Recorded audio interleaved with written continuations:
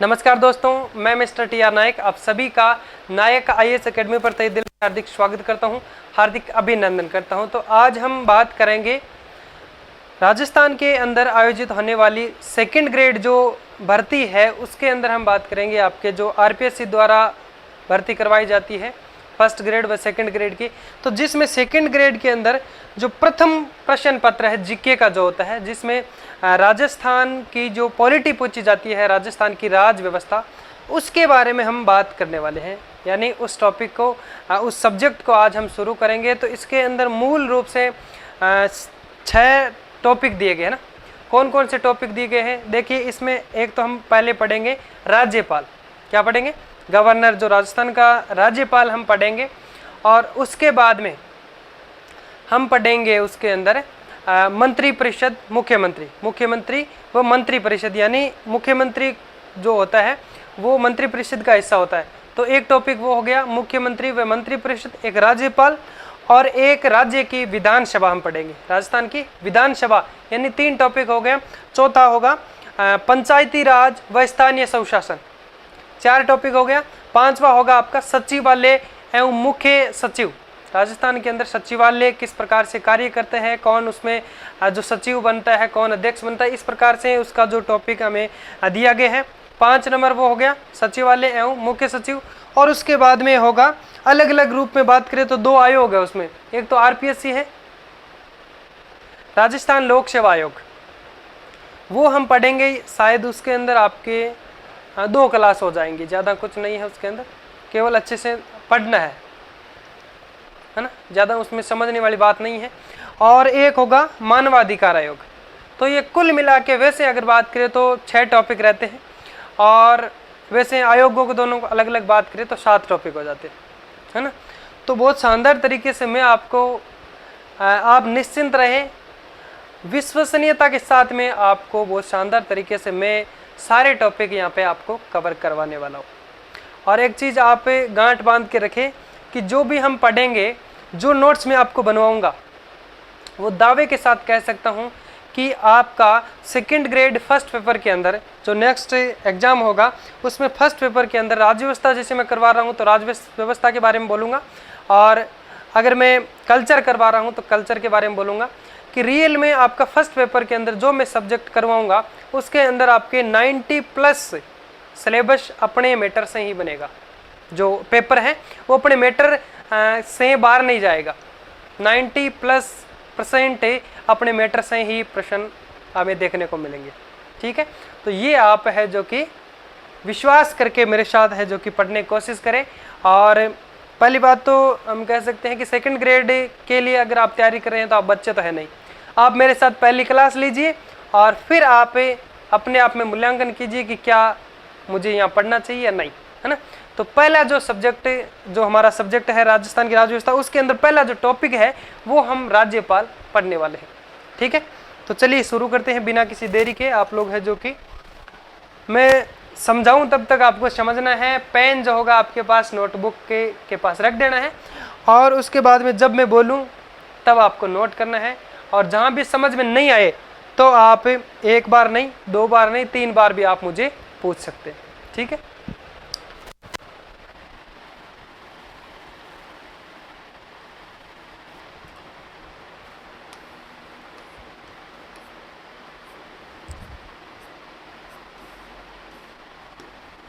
अच्छे से पढ़े। तो पहला टॉपिक कौन सा होगा हमारा? राज्यपाल का।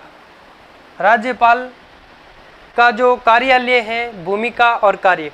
यानी एक बात मैं आपको और बता देता हूं कि आप जिस भी वैकेंसी के लिए तैयारी कर रहे हैं, जिस भर्ती के लिए, उस भर्ती का एक हार्ड कॉपी के रूप में आपके पास सिलेबस होना बेहद आवश्यक है। तो वो सिलेबस जो आपके पास होगा, तो जब आप स्टार्ट करते हो तैयारी तो उससे पहले टॉपिक पढ़ना शुरू मत कीजिए। पहले आप कम से कम 2 से 3 बार सिलेबस पढ़ो। आपके अंदर इतना कॉन्फिडेंस आ जाएगा जिसकी कोई सीमा नहीं हो। फिर उसके बाद में आप टॉपिक पढ़ना शुरू करो कि इसमें ये टॉपिक है ना। तो आप पहले टॉपिक क्या रहेगा हमारा, हेडिंग लगाओ, राज्यपाल कार्यालय, भूमिका और इसके कार्य। लिखो।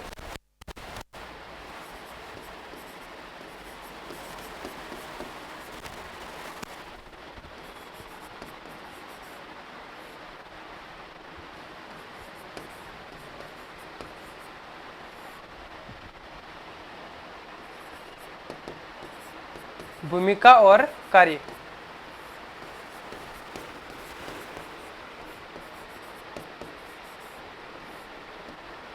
ये जो आरपीएससी के द्वारा जो जारी किया गया जो सिलेबस है उसके अंदर आपको जो टॉपिक है वो इस प्रकार से देखने को मिलेगा। वैसे कहने में तो हम कह सकते हैं कि ये टॉपिक क्या है, राज्यपाल। इसका कार्य ले पढ़ेंगे, इसकी भूमिका क्या रहती है और इसका कार्य क्या क्या रहते हैं। सारे आर्टिकल हम अच्छे से पढ़ेंगे और मैं आपको जो आर्टिकल पढ़ा दूंगा वो आप कभी भूलोगे नहीं, ठीक है। इसके अंदर हम पढ़ेंगे क्या क्या, देखिए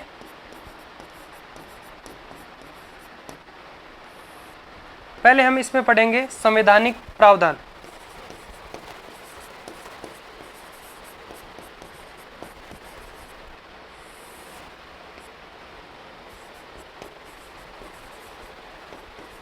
ठीक है, संवैधानिक प्रावधान पढ़ेंगे। उसके बाद में इसकी कार्य व शक्तियां पढ़ेंगे।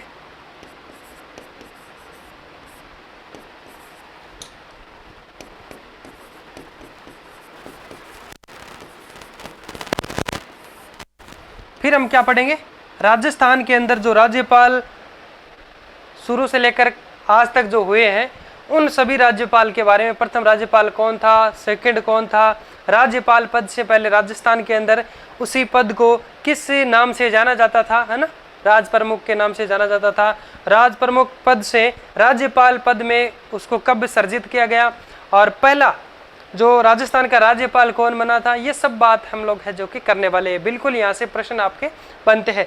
राजस्थान के एकीकरण के अंदर भी हम लोगों ने है जो कि अच्छे से पढ़ा था कल्चर के अंदर, तो उसमें आपके कई सारे यहाँ से जो प्रश्न बनते हैं फर्स्ट वाले वो तो आपको वहाँ देखने को मिल जाते हैं, लेकिन मैं आपको यहाँ पे अच्छे से बात करेंगे हम। तो अब यहाँ पे तीसरा क्या पढ़ेंगे, राजस्थान, राजस्थान के राज्यपाल। उसके अंदर राजस्थान के राज्यपाल बनेंगे, पढ़ेंगे कि कौन सा राज्यपाल कब बना और उसकी विशेष जो बातें हैं वो बातें लिखेंगे। विशेष बातें समझ रहे होगे, यानी कौन सा जो राज्यपाल था जिनकी कार्यकाल के दौरान मृत्यु हुई थी, कौन सा राज्यपाल था जो अधिक अवधि तक रहा, कौन सा जो कम कार्य अवधि तक रहा था। तो ये बातें जो विशेष बातें वो भी हम करने वाले, ये भी बातें पूछी जाएगी, ठीक। तो ये आप उतारना चाहते हैं, लिखना चाहते हैं तो लिख लो। और कार्य शक्तियां कौन सी हो जाएगी, जैसे विधायी है, कार्यपालिका शक्तियां हैं, वित्तीय है, न्यायिक है, लिख सकते हो। विधायी शक्तियां, कार्यपालिका शक्तियां,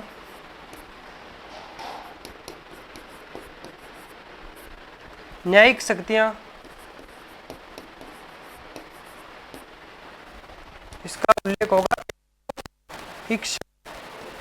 आर्टिकल 161 में। और इसमें आप एक और लिख दीजिए वित्तीय शक्तियां, ठीक है।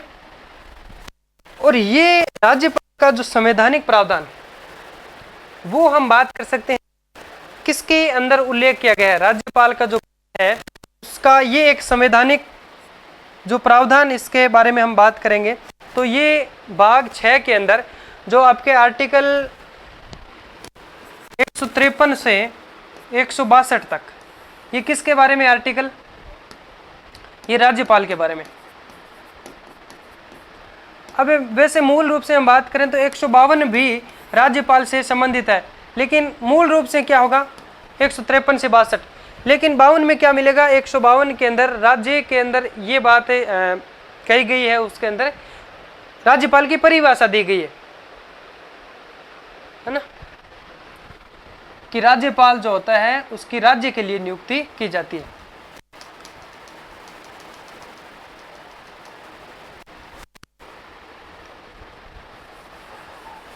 देखो मैं आपको यहाँ पे दिखा देता हूँ, ये भाग 6 अनुच्छेद 153 से 162 किसके बारे में है? राज्यपाल से संबंधित। और 152 भी, 152 में क्या मिलता है भाई? एक बार मैं ऐसे स्ट्रक्चर बना रहा हूँ, आपको अच्छे से लिखवाऊंगा, सभी की थ्योरी लिखवाऊंगा। इसमें राज्यपाल की परिभाषा दी जाती है।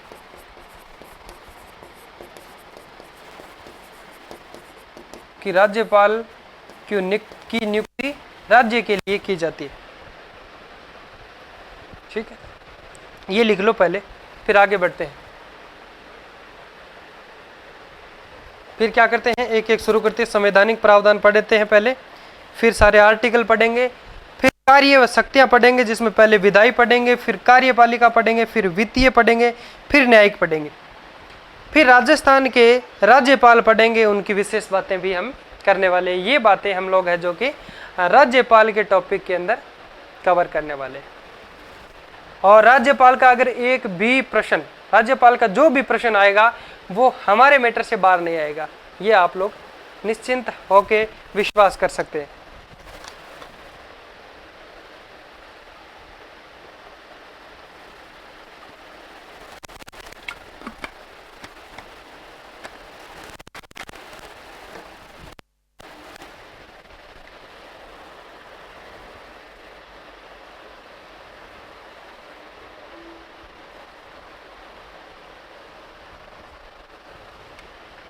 लिख लिया होगा?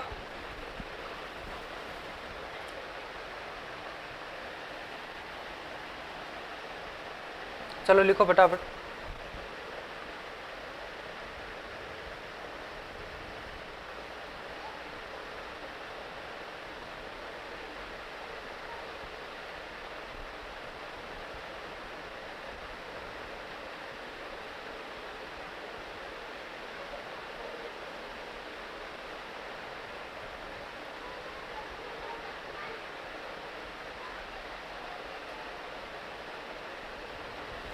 चलो आगे बढ़ते हैं।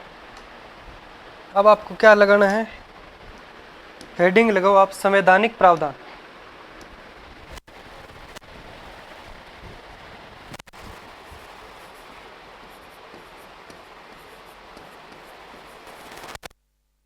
संवैधानिक प्रावधान।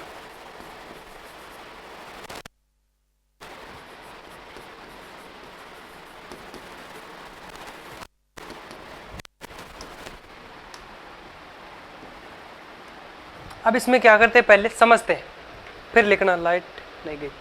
देखिए, संविधान का भाग 6, उसके अंदर हम बात करें तो अनुच्छेद 153 से लेकर के 162 तक जो उल्लेख है वो राज्यपाल के बारे में मिलता है। ठीक है, राज्यपाल के बारे में कहते हैं कि आपके 153 से लेके 162 तक राज्यपाल के बारे में जो उल्लेख मिलता है, जिसमें कौन कौन सी हो जाएगी आपके, जिसमें 153 होगा। एक बार समझने की कोशिश करें। 153, 54, 55, इसमें होगा कि प्रत्येक राज्य के लिए एक राज्यपाल होगा। और फिर यानी ये 153 के अंदर जो आपका ये संविधान के अंदर ये कहा गया था कि प्रत्येक राज्य के लिए एक राज्यपाल होगा। ये आगे मैं अच्छे से बताऊंगा। प्रत्येक राज्य के अंदर के लिए एक राज्यपाल होगा। लेकिन 7वां संविधान संशोधन, 7वां जो संविधान संशोधन 1956 में जो हुआ था, उसके बाद में इस पे संशोधन किया गया और अब ये सिस्टम कर दिया गया कि एक राज्यपाल 2 या 2 से अधिक राज्यों का राज्यपाल हो सकता है। समझ रहे हो? एक राज्यपाल को 2 या 2 से अधिक राज्यों का राज्यपाल बनाया जा सकता है, यानी उसको अतिरिक्त भार दूसरे राज्य का भी दिया जा सकता है। परंतु 7वां संविधान संशोधन 1956 के अंदर जो हुआ था, उससे पहले क्या सिस्टम था कि प्रत्येक राज्य के अंदर एक राज्यपाल होगा। उसके अंदर ये चेंज कर दिया गया। और भी बता दूं मैं आपको कि प्रत्येक राज्य के लिए एक भर्ती प्राधिकार जो होता है संवैधानिक, यानी जैसे राजस्थान के अंदर राजस्थान लोक सेवा आयोग है, आरपीएससी जिसको हम कहते हैं, 2nd ग्रेड का आपका जो एग्जाम करवाएगी, तो वो राजस्थान का एक संवैधानिक संस्था है। भर्ती करवाती है। ठीक है, आगे हम अच्छे से बात करेंगे उसके बारे में।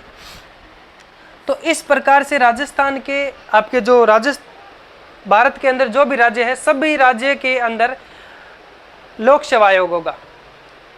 तो उसके बाद में एक सिस्टम भी हो गया है कि एक लोक सेवा आयोग 2 या 2 से अधिक राज्यों का क्या हो सकता है, के लिए भी हो सकता है।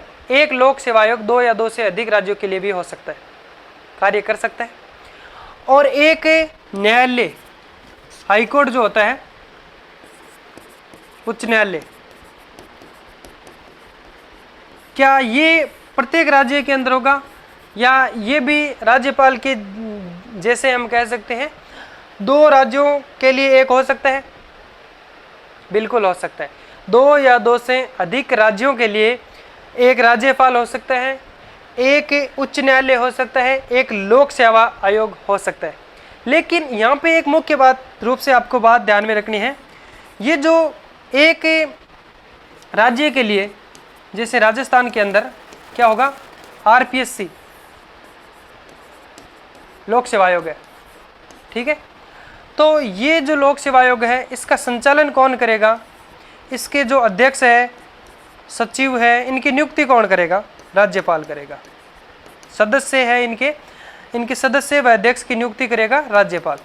लेकिन अब अगर होगा क्या, 2 राज्यों के बीच में एक लोक सेवा आयोग अगर होगा तो उसका नाम क्या रख दिया जाएगा? JPSC। समझ रहे हो? JPSC का मतलब जॉइंट पब्लिक सर्विस कमीशन, संयुक्त हो जाएगा 2 का। तो इसका जो संचालन है, इसके जो अध्यक्ष व सदस्यों का जो नियुक्ति करने का कार्य करेगा राष्ट्रपति। कौन करेगा? राष्ट्रपति। यानी ये फिर इसका जो संचालन है, ये किसके हाथ में चला जाएगा? केंद्र सरकार के हाथ में चला जाएगा। समझ रहे हो? ठीक है, यानी वैसे हम बात कर सकते हैं प्रत्येक राज्य के अंदर एक एक लोक सेवा आयोग है, जैसे UPPCSC है और आपका RPSC है, JPSC है, जो भी है ना, उन सभी का ये तो JPSC का मतलब joint public service commission, MPPCSC है ना, MPPSC, PCS अलग।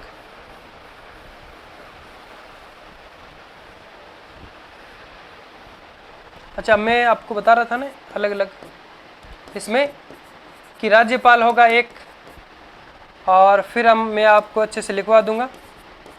54 में क्या होगा भाई? कार्यपालिका शक्तियां,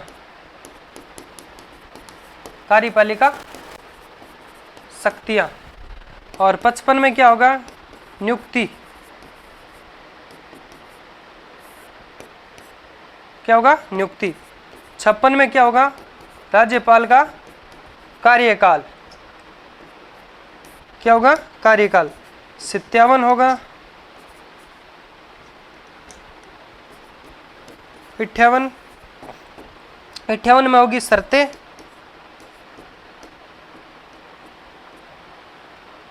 और इसमें हो जाएगी योग्यताएं। कौन सा छूट गया? 53, 54, 55, 56, 57, 58। राज्यपाल होगा, कार्यपालिका शक्ति, नियुक्ति हो गई, और कार्यकाल हो गए, योग्यताएं हो गई, शर्तें हो गई, और 59 में हो जाएगी शपथ का प्रारूप।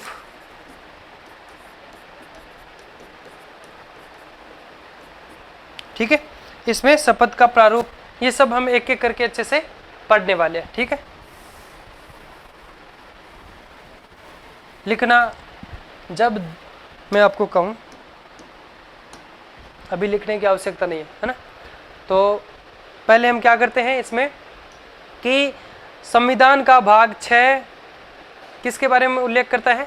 राज्यपाल के बारे में, अनुच्छेद 153 से लेकर 62 तक। फिर हम बात करते हैं राज्यपाल का पद कैसा पद है? संवैधानिक पद है एवं गरिमामयी पद है। राज्यपाल का पद संवैधानिक है। संवैधानिक क्यों है भाई? क्यों कहते हैं इसको संवैधानिक? क्योंकि इसका संविधान के अंदर उल्लेख देखने को मिलता है। संविधान के अंदर इसका उल्लेख मिलता है। समझ रहे हो? उसके बाद में बात करते हैं कि राज्यपाल की जो शक्ति है ये कैसी शक्ति है, नाम मात्र की कार्यपालिका है। राज्यपाल की जो कार्यपालिका है नाम मात्र की कार्यपालिका है, केवल क्या होता है इसका नाम चलता है, निर्वाचित थोड़ी होता है। निर्वाचित कौन होता है, मंत्री परिषद की हम बात करें तो वास्तविक जो कार्यपालिका है, वास्तविक कार्यपालिका कौन होती है, वो होगी, अब मुख्यमंत्री कहो मुख्यमंत्री नहीं कहो तो दो परिषद, क्योंकि मंत्री भी किसके अंदर शामिल होता है, मंत्री परिषद के अंदर। तो राज्य के अंदर वास्तविक कार्यपालिका शक्ति किसके हाथ में, यानी कौन होती है, मंत्री परिषद कहलाती है। और नाम मात्र की शक्ति की बात करें तो ये आपके हो गए राज्यपाल, ठीक है। और केंद्र में कौन हो जाएगा, इसके समकक्ष कौन होता है, कमेंट में बताना। यानी केंद्र में होता है राष्ट्रपति और राज्य में होता है राज्यपाल। देश का प्रथम नागरिक कौन कहलाता है, देश का प्रथम नागरिक होता है राष्ट्रपति। और अगर पूछा जाए राज्य का प्रथम नागरिक होता है राज्यपाल। समझ रहे हो, समझने की एक बार कोशिश करो, बाकी मैं आपको लिखवा दूंगा,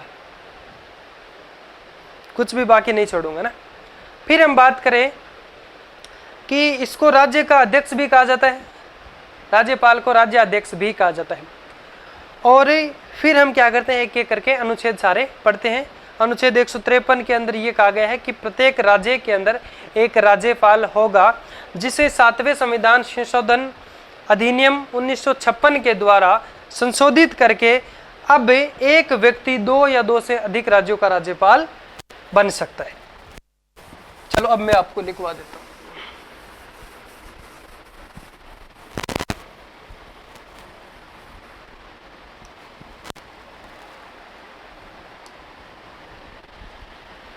ये लगा लो हेडिंग, संवैधानिक प्रावधान। देखो संविधान का भाग 6, ये लिख लिए।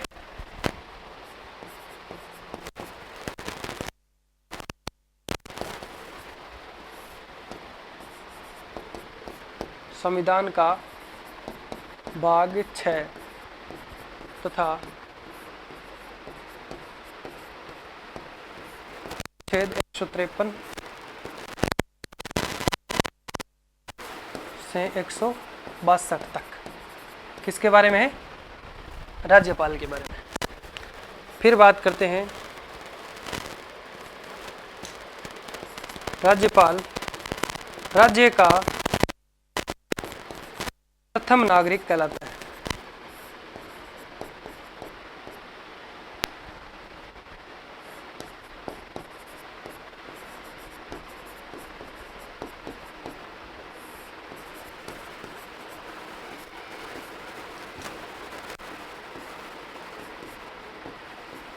राज्यपाल का पद संवैधानिक एवं गरिमामयी है। कैसा है, राज्यपाल का पद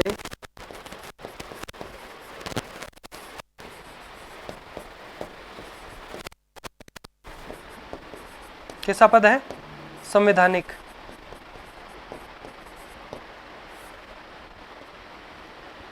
एवं गरिमामयी है। गरिमामयी, मान सम्मान खूब मिलता है। जब प्रथम नागरिक होगा तो मान सम्मान गरिमामयी तो पद हो ही गया, है ना। फिर लिखो राज्याध्यक्ष के रूप में इसे माना जाता है, और ये राज्य की नाम मात्र की कार्यपालिका है।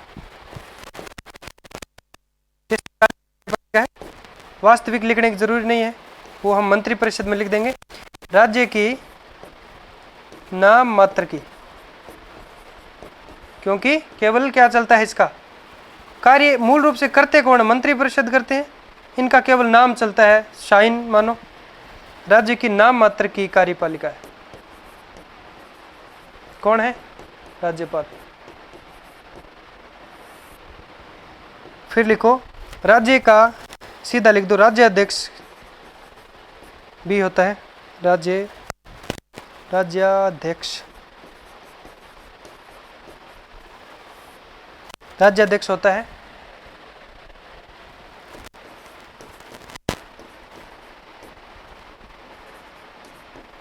राज्याध्यक्ष के रूप में लिखो, पहले इतना लिख दो। फिर हम क्या करते हैं, एक एक करके सारे ये जो अनुच्छेद है पहले ये पढ़ लेते हैं। 153 से 62 तक सारे जो अनुच्छेद एक एक करके पढ़ते हैं। इनके अंदर किस अनुच्छेद के अंदर राज्यपाल के बारे में किस बात का उल्लेख किया गया है। ठीक है, लिखो फटाफट से।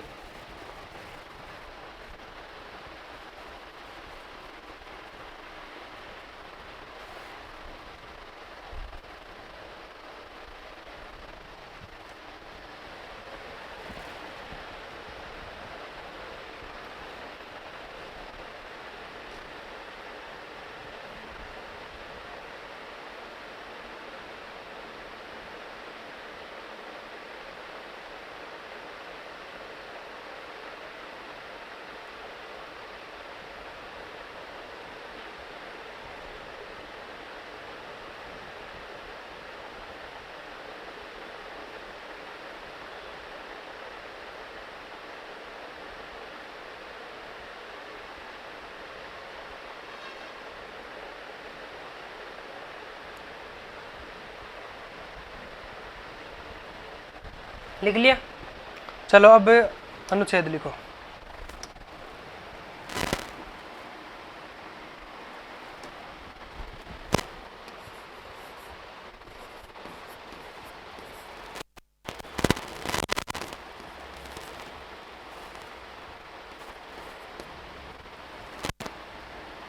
अनुच्छेद 153 क्या कहता है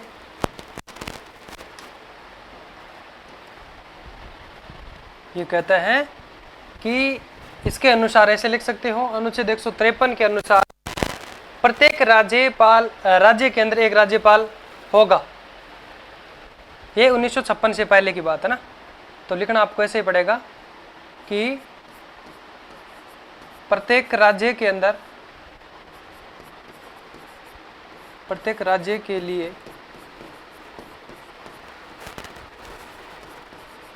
एक राज्यपाल होगा।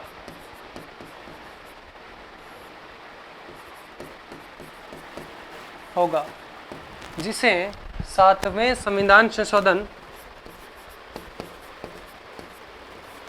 जिसे 7वें संविधान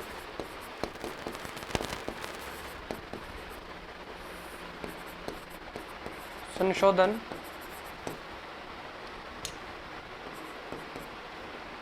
अधिनियम 1956, अधिनियम 1956 के द्वारा क्या किया गया, उसमें संशोधन किया गया, करेक्शन किया गया, के द्वारा संशोधित करके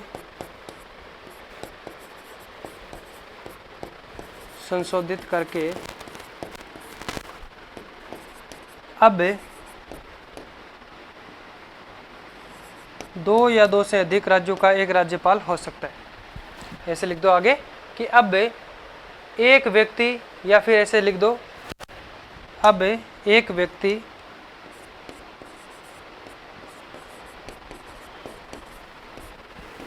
दो से अधिक,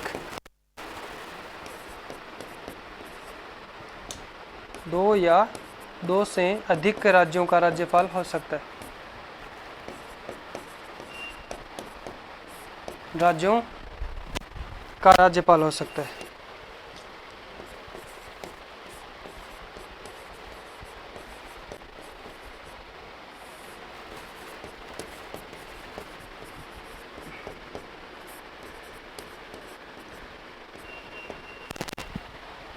ठीक है, समझ में आ गया ना? अनुच्छेद 153 के अंदर याद ही करवा दूंगा सीधा, कि प्रत्येक राज्य के लिए एक राज्यपाल होगा। प्रत्येक यानी हर एक राज्य के लिए एक राज्यपाल होगा। और इसमें करेक्शन किया गया 1956 में, किस संविधान संशोधन के तहत? 7वें संविधान संशोधन अधिनियम जो लाया गया 1956, इसके तहत इसमें करेक्शन किया गया, संशोधित किया गया। तो अब क्या हो गया सिस्टम कि एक व्यक्ति एक राज्यपाल मानो 2 या 2 से अधिक राज्यों का संचालन कर सकता है। समझ रहे हो? तो ये लिखो इसमें, फिर नोट लगा के बात वो लिख लो कि जो लोक सेवा आयोग है वो मतलब 2 या 2 से अधिक लोक सेवा आयोग का एक क्या हो सकता है, यानी 2 या 2 से अधिक राज्यों के लिए एक लोक सेवा आयोग हो सकते हैं, और 2 या 2 से अधिक राज्यों के लिए एक उच्च न्यायालय हो सकता है। एक उच्च न्यायालय से काम चल सकता है। ठीक है, नोट लगा के लिख दो यहाँ पे।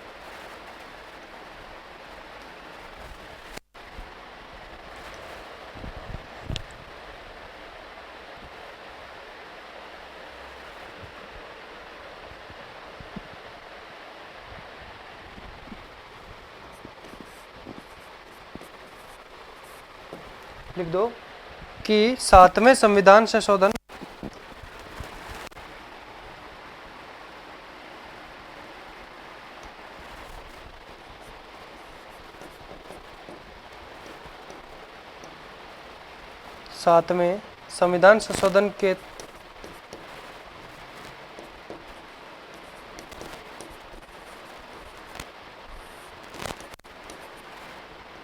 7वें संविधान संशोधन के तहत राज प्रमुख का जो पद है उसको बदल करके है, जो कि किस में सर्जित किया गया? राज्यपाल का पद उसके स्थान पे रखा गया। 7वें संविधान संशोधन के द्वारा राज्यों का जो वर्गीकरण है वो समाप्त कर दिया गया था। 7वें संविधान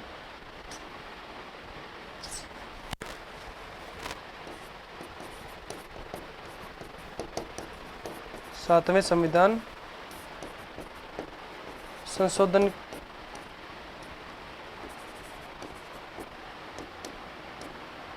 के तहत राज्यों का वर्गीकरण जो था, राज्यों के वर्गीकरण को क्या कर दिया गया? समाप्त कर दिया गया। समाप्त कर दिया गया और इसके स्थान पर और राज प्रमुख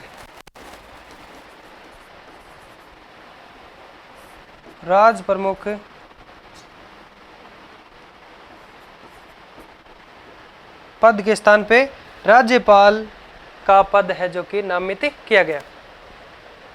राज प्रमुख के स्थान पे राज्यपाल का पद सर्जित किया गया ना।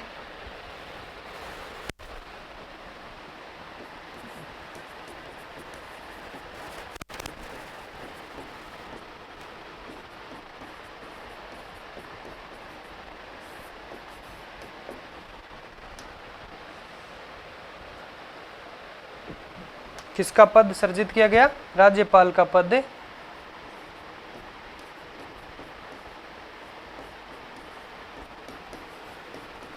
किया गया। समझ में आ गया ना? 7वां संविधान संशोधन जो हुआ उसके तहत राज्यों का जो वर्गीकरण था, बंटवारा जो था, इसको समाप्त कर दिया। और क्या किया? जो राज प्रमुख का जो पद था उसको किस में बदल दिया? राज्यपाल में। पहले राज्यपाल के समकक्ष कौन हुआ करते थे राज्यों के अंदर? राज प्रमुख। और अब जो मुख्यमंत्री होते हैं, पहले मानो कि इन्हीं को ही क्या कहा जाता था राज्यों के अंदर? प्रधानमंत्री हुआ करते थे। कौन होते थे? प्रधानमंत्री। तो ये कब किया गया? 1956 में, जब राजस्थान का पूर्ण एकीकरण जो वर्तमान राजस्थान है उस समय यानी 1 नवंबर 1956 को हम कह सकते हैं राज प्रमुख का पद को हटा करके राज्यपाल का पद सर्जित किया गया। तो राजस्थान का जो प्रथम राज्यपाल है वो गुरुमुख निहाल सिंह को बनाया गया था। किसको बनाया गया था? गुरुमुख निहाल सिंह को। ये बात लिखवाने की आवश्यकता है नहीं मेरे ख्याल से, लेकिन इसमें एक चीज और आपको लिखनी है, वो लिखवा दूं मैं आपको कि 2 या 2 से अधिक राज्यों के लिए एक लोक सेवा आयोग हो सकते हैं और एक उच्च न्यायालय हो सकता है। ठीक है, चलो लिखवा देता हूँ, वो भी लिखो, ये यहीं पे लिख दो। तथा 2 या 2 से अधिक, नोट में लिखना है। ये कब के बाद में ये बात हो रही है? 7वें संविधान संशोधन अधिनियम 1956 के बाद की बात।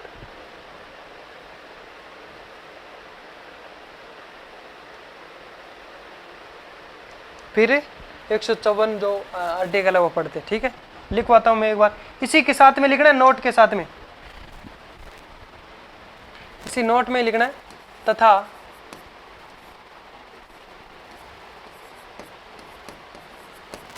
या 2 से अधिक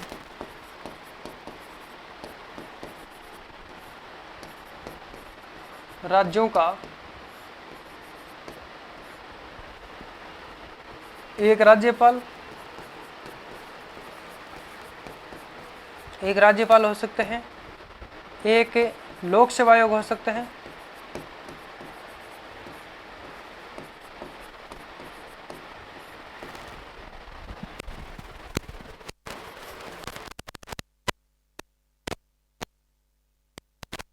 और क्या होता है? एक लोक सेवा आयोग तथा वह एक उच्च न्यायालय हो सकता है।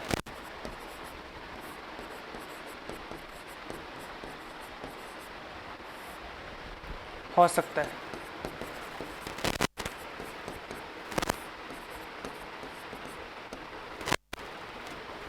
समझ गए? अब एक बात मुझे ये बताओ कि वैसे मैं बता दूंगा, आगे पढ़ेंगे हम सब के बारे में। राज्यपाल मानो कि इसको 2 राज्यों के अंदर, यानी राजस्थान का जो राज्यपाल है इसको मानो कि गुजरात का भी अतिभार इसको जो दिया गया है कार्यभार, तो ये इन 2 का राज्यपाल हो गया। अब राज्यपाल को जो वेतन मिलता है, वेतन भत्ता, वो कौन देती है? कौन देती है?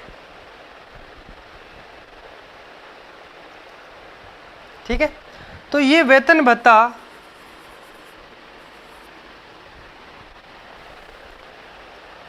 दोनों के अंदर फिर कौन देगा? राज्यपाल का जो वेतन है वो वर्तमान में 3.5 लाख रुपए प्रति माह, 3.5 लाख प्रति माह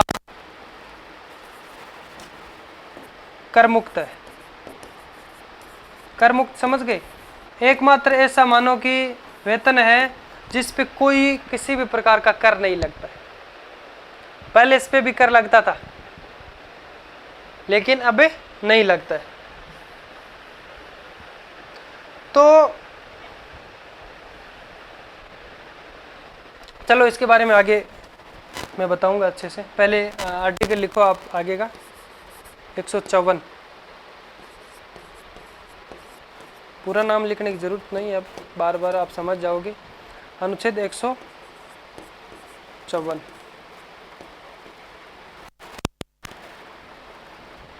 दो राज्य के लिए अगर राज्यपाल होगा तो दोनों के अंदर कौन कौन सा राज्य उसको कितना परसेंट है, कितना जो वेतन देगा, तो इसका जो निर्धारण है वो राष्ट्रपति करेगा, है ना, कि आपको इतने पैसे देने और आपको इतने देने। तो दोनों को मिला के होंगे कितने? 3.5। ऐसे नहीं कि 2 जगह हो जाएगा तो उसका सीधा 7 लाख हो जाएगा, ऐसा नहीं होगा। 2 जगह का राज्यपाल अगर एक है 2 राज्य का, तो उसको वेतन उतना ही मिलना है दोनों जगह से। अगर कोई बड़ा राज्य है कोई छोटा है तो इस पर क्या अनुपात निर्धारित कर देंगे राष्ट्रपति, कि आपको देना है 40% और आपको देना है 60%, दोनों को मिला के 3.5 लाख होना चाहिए। समझ रहे हो? वैसे कोई है तो फिक्स 3.5 लाख, लेकिन कई ऐसे जो राज्य है वहाँ पे अधिक वेतन भी, जैसे कई जगह ज़्यादा दिया जाता है, 4 लाख भी है कई जगह। तो इसमें लिखो राज्य की कार्यपालिका शक्ति, राज्य की कार्यपालिका शक्ति।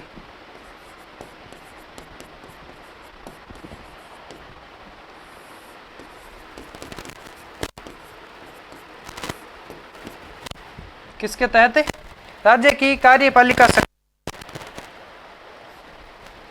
का उल्लेख किसमें है? आर्टिकल 154 के अंदर।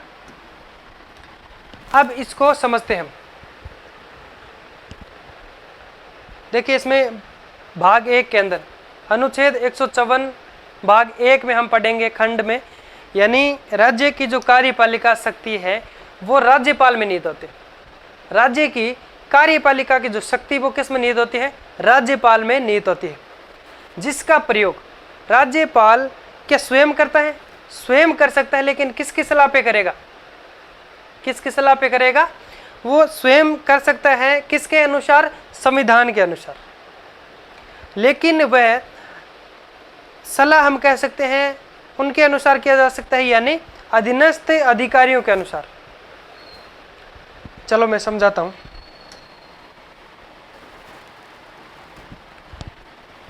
राज्य की कार्यपालिका जो शक्ति किस में निहित होती है? राज्यपाल में। ठीक है। अब क्या ये कोई भी कार्य है जो स्वयं करेगा? स्वयं करेगा किसके अनुसार? संविधान के अनुसार। और किसके अनुसार? या हम कह सकते हैं अधीनस्थ अधिकारियों के अनुसार हम कह सकते हैं ये कार्य करेगा, जिसका प्रयोग ये स्वयं संविधान के अनुसार या अधीनस्थ अधिकारियों के अनुसार करेगा। अब बात आती है यहाँ पे अधीनस्थ अधिकारी कौन होते हैं? अधीनस्थ अधिकारी के अंदर है जो कि आपके मुख्यमंत्री और मंत्री परिषद आते हैं। अधीनस्थ अधिकारी कौन आते हैं इसके अंदर? मुख्यमंत्री और मंत्री परिषद। वैसे मुख्यमंत्री किसका हिस्सा है? मंत्री परिषद का। देखिए एक बड़ी जो संरचना बनती है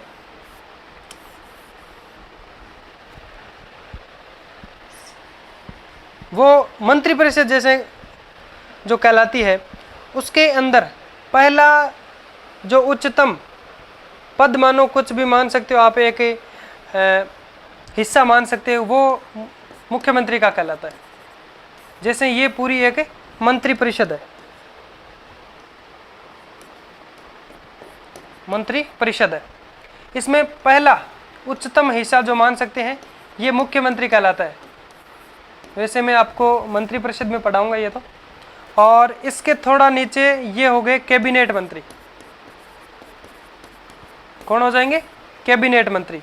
ऊपर मुख्यमंत्री, इसके बाद में आता है कैबिनेट मंत्री, उसके बाद में आते हैं राज्य मंत्री, उसके बाद में उप मंत्री।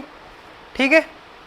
और तो ये सारी है जो सभी लोग ये किसके भाग माने जाते हैं? मंत्री परिषद के। किसके माने जाते हैं? मंत्री परिषद के। और ये जो एक मुख्यमंत्री, एक तो मुख्यमंत्री और दूसरा हिस्सा कौन सा? कैबिनेट मंत्री। ये दोनों है जो कि मंत्रिमंडल कहलाता है। ये दोनों हिस्सा मंत्रिमंडल कहलाता है। समझ रहे हो? क्योंकि अब राज्य मंत्री ये क्या है कि अब कैबिनेट मंत्री है, ये बड़े विभागों को मंत्री जो बनाया जाता है उन्हें कैबिनेट मंत्री कहा जाता है। और राज्य जो मंत्री है ये दो प्रकार के होते हैं, एक अधीन कार्य करते हैं, एक स्वतंत्र करते हैं। तो इस प्रकार से हम बाकी हम आगे बात करेंगे। एक अधीन जो करते हैं वो किसके अधीन करते हैं? जिसका अध्यक्ष वो कौन होता है? कैबिनेट मंत्री के अधीन कार्य करते हैं। दो प्रकार के वैसे होते हैं इसमें। और उप मुख्यमंत्री है जो उप मंत्री है, उनको बस केवल राज्य किया जाता है और बाकी उनके पास में कोई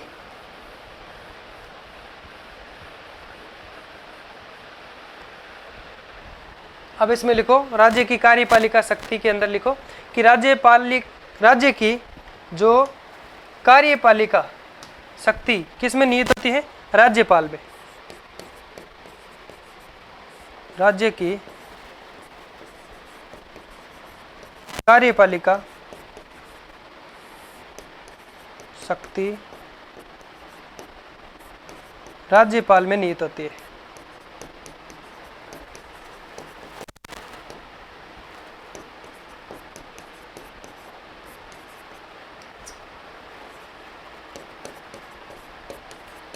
जिसका प्रयोग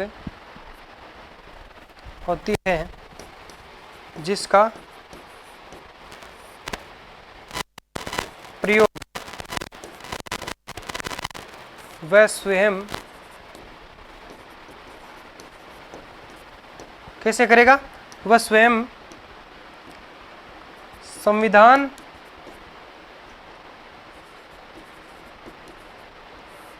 के अनुसार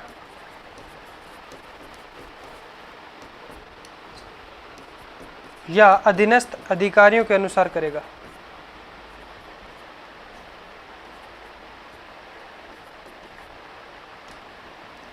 अधीनस्थ अधिकारियों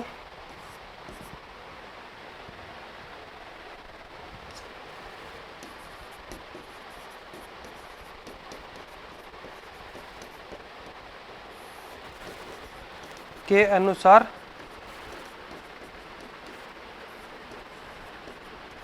करेगा। ठीक है,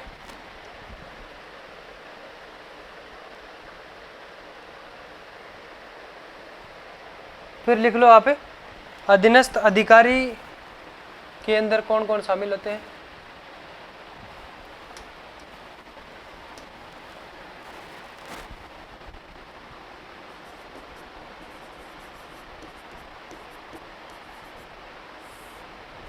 अधीनस्थ अधिकारी बराबर मुख्यमंत्री प्लस मंत्रिपरिषद।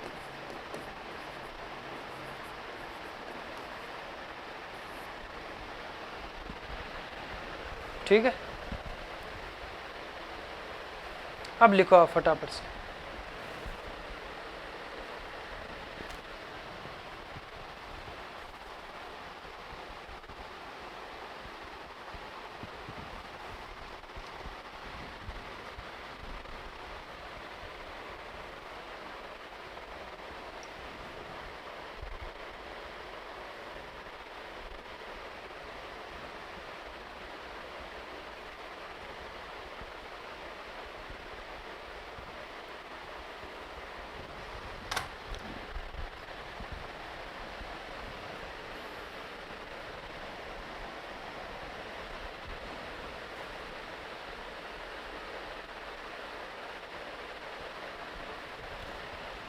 कौन सा क्लोज था ये? यानी 154 का भाग 1 और भाग 2 में क्या है? भाग 2 के अंदर ये कहा गया है कि संसद हो या विधानमंडल, संसद या विधानमंडल ये शक्ति किसी अन्य प्राधिकार को भी दे सकती है। एक लाइन आपको उसमें और लिखना है, फिर आप 155 उसके बाद में पढ़ते हैं। राज्यपाल की नियुक्ति से संबंधित जो प्रावधान है वो 155 के अंदर दिया गया।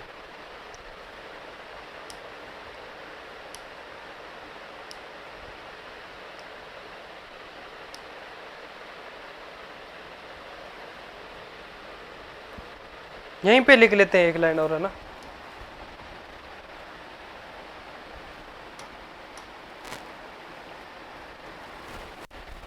आर्टिकल 154 भाग 2 के अंदर, यानी लिखो संसद या विधानमंडल, या विधानमंडल ये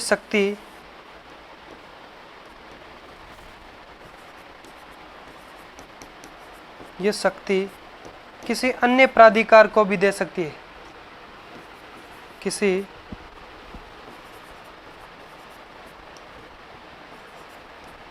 अन्य प्राधिकार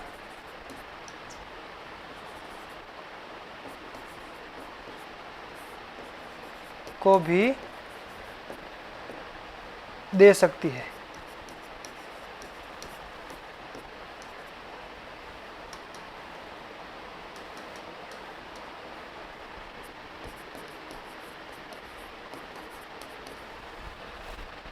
समझ गए?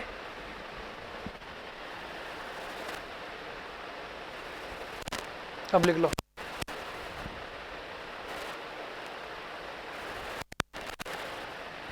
भाग 2 के अंदर क्या है कि संसद या विधानमंडल, ये शक्ति कौन सी जो राज्यपाल के अंदर नियुक्त होती है, ये शक्ति किसी अन्य प्राधिकार को भी दे सकती है।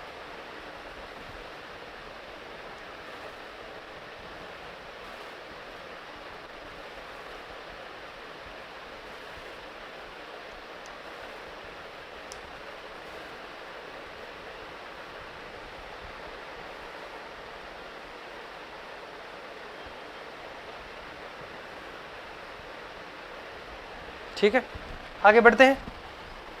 अब लिखो अनुच्छेद 155।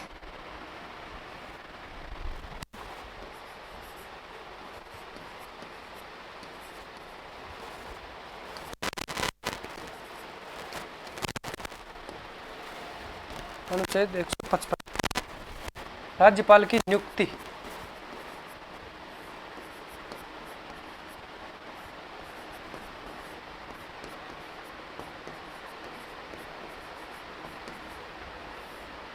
किससे संबंधित है? अनुच्छेद 155 जो है वो किससे संबंधित है? राज्यपाल की नियुक्ति से संबंधित। राज्यपाल की नियुक्ति कौन करेगा भाई? राज्यपाल की नियुक्ति करता है राष्ट्रपति।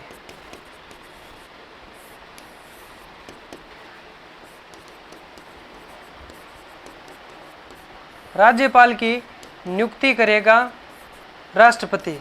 क्या ये स्वविवेक शक्ति से करेगा या फिर किसी की सलाह लेगा? ये केंद्रीय मंत्रिपरिषद की सलाह लेगा।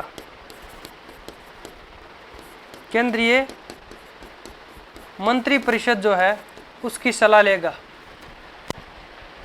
और क्या इस बात का कि राष्ट्रपति को राज्यपाल की नियुक्ति करते समय केंद्रीय मंत्रिपरिषद की सलाह लेनी आवश्यक है या फिर नहीं है, या फिर ये बात कहाँ पे लिखी गई है, इसका हम कह सकते हैं कोई उल्लेख नहीं है संविधान में।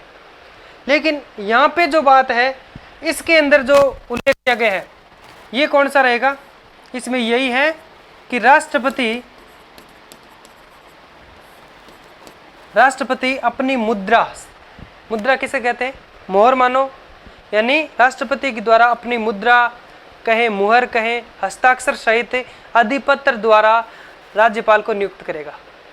बस ये जो इतनी एक लाइन है वो रहेगी आपके 155 के अंदर।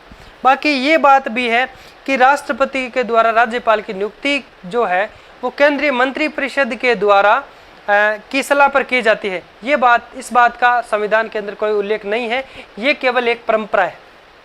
क्या है? ये परंपरा है और इस परंपरा को निभाते चल रहे हैं।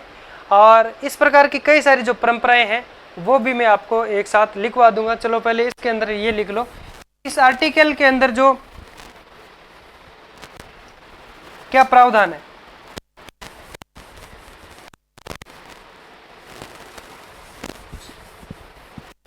इसमें ये लिखो, राष्ट्रपति अपनी मुद्रा, मुहर या हस्ताक्षर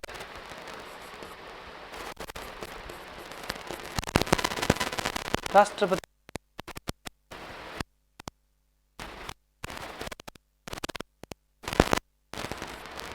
अपनी मुद्रा,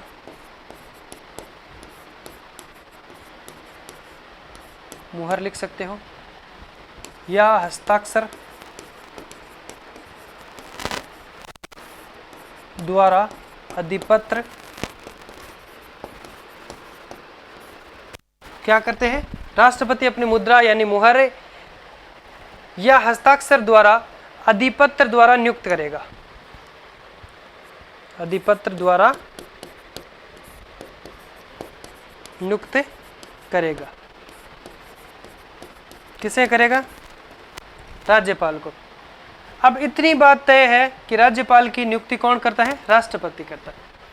अब इसमें नोट लगा के लिखनी पड़ेगी भाई ये बात, क्योंकि संविधान के अंदर इसकी बात कोई है नहीं और अलग ही एक तरह का ना। तो इसमें लिखो आप, राज्यपाल की नियुक्ति राज्यपाल की नियुक्ति राष्ट्रपति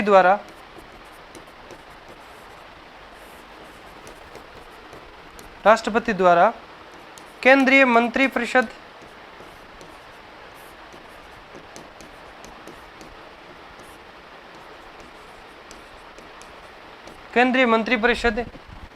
की सलाह से की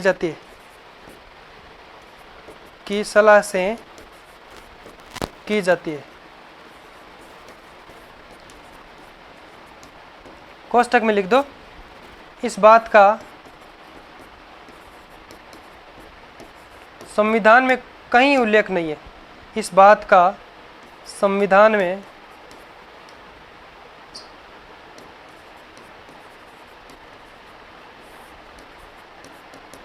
कहीं उल्लेख नहीं है।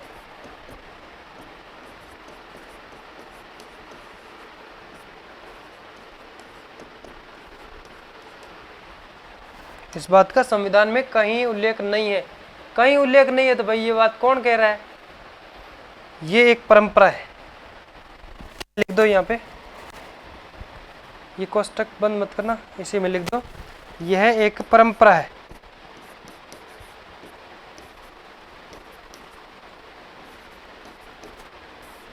यह एक परंपरा है। फिर ऐसी परंपराएं हम काफी पढ़ेंगे।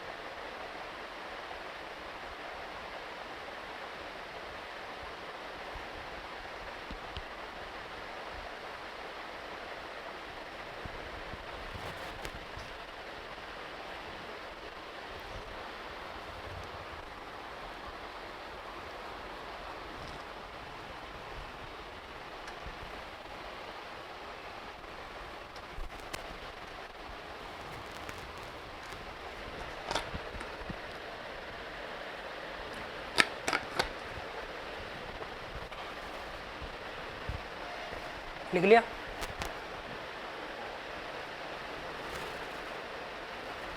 अब हम लिखते हैं राज्यपाल की नियुक्ति से संबंधित कुछ परंपराएं पढ़ते हैं। पहले हेडिंग लगाओ, फिर उसके बाद में समझते हैं राज्यपाल की नियुक्ति से संबंधित परंपराएं।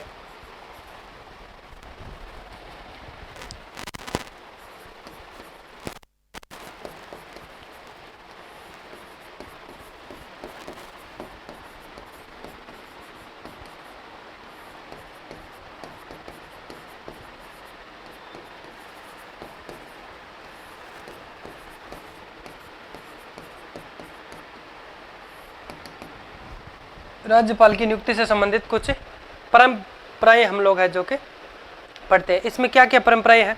देखिए, राज्यपाल जो है वो संबंधित राज्य का जो निवासी है, यानी जिस राज्य के अंदर जिसको राज्यपाल बनाया जाता है तो वह उसी राज्य का निवासी नहीं होना चाहिए। ये भी क्या है? एक परंपरा है। परंपरा क्यों कहते हैं भाई? संविधान के अंदर इसका उल्लेख अगर मिल जाता तो ये परंपरा नहीं होती। बाकी ये बाहर की एक तरह की परंपरा जो है चली आ रही है। और हम बात कर सकते हैं कि राज्यपाल की नियुक्ति है वो मुख्यमंत्री की सलाह से की जाएगी और की जाती है, ये भी एक परंपरा है। इन बातों का उल्लेख संविधान में कहीं नहीं है, केवल परंपरा ये चली आ रही है। और फिर हम बात करते हैं राज्यपाल को निर्वाचित जो क्यों नहीं किया जाता। इनको डायरेक्ट नियुक्त किया जाता है राष्ट्रपति के द्वारा। इनको निर्वाचित क्यों नहीं किया जाता जैसे मुख्यमंत्री को किया जाता है? मुख्यमंत्री विधायक के चुन करके तो आता है, निर्वाचित होते है ना। तो क्यों नहीं किया जाता? इसके पीछे कई सारे कारण हैं। देखिए, पहली बात तो खर्चा नहीं लगेगा। जब राज्यपाल को डायरेक्ट राष्ट्रपति के द्वारा नियुक्त किया जाता है, निर्वाचन यानी चुनाव, निर्वाचन अगर नहीं किया गया तो एक तो यानी चुनाव का वे जो खर्चा है वो नहीं लगेगा। एक इससे क्या होता है, हम बात कर सकते हैं अलगाववाद की समस्या बढ़ जाती है। अलगाववाद की बात ये है कि जो राज्यपाल है ये किसका व्यक्ति है, केंद्र का व्यक्ति, एक तरह का किसका प्रतिनिधित्व करता है, केंद्र का। ये राज्य के अंदर निष्पक्ष भाव से कार्य करता है, किसी पार्टी की तरफ पक्ष नहीं लेता। अगर मानो कि मुख्यमंत्री भी निर्वाचन से हुआ है, निर्वाचित हुआ है, मतलब वो भी चुनाव लड़के आए हैं, और अगर राज्यपाल भी चुनाव लड़के अगर जाता तो मानो कि ये बीजेपी का है, राज्यपाल बीजेपी का है और ये कांग्रेस का है मुख्यमंत्री, ठीक है, तो इन दोनों के बीच में कार्य अच्छे से नहीं हो पाता। इसे कहते हैं अलगाववाद। अलगाववाद की समस्या यानी अलग अलग दल के होते हैं तो कार्य नहीं कर पाते, नहीं कर पाते ना। वही बात है कि जो पार्टियों के बीच में झगड़ा तो होता ही रहता है हमेशा के लिए कि वो पार्टी उसने ये नहीं किया और उसने ये नहीं किया। कहते ना राहुल गांधी जी, हम कह सकते हैं भाजपा के बारे में जो भी भला बुरा कहते हैं, अब भाजपा वाले उनके बारे में भला बुरा कहते हैं। तो ये पार्टियों के बीच में एक अलगाववाद की भावना रहती है। तो अगर ये सिस्टम होता कि इनको भी निर्वाचित करके लाया जाता, राज्यपाल को भी, तो इनके बीच में ये दिक्कत आ जाती, इसलिए इनको निर्वाचित नहीं किया जाता है। और एक हम बात कर सकते हैं इसके अंदर, जो मुख्यमंत्री और राज्यपाल के बीच में टकराव हो जाता, कैसे ही मान लो आप काम बिल्कुल भी नहीं कर पाते ये, और इससे अनावश्यक प्रकार का खर्चा बढ़ जाता। और इस प्रकार से लेकर के है जो कि राज्यपाल वो है, वो केंद्र सरकार के प्रतिनिधि के रूप में है जो कि काम करता है, इसलिए किसी प्रकार की कोई दिक्कत नहीं आती। पहले 2-3 परंपरा इसमें लिखो।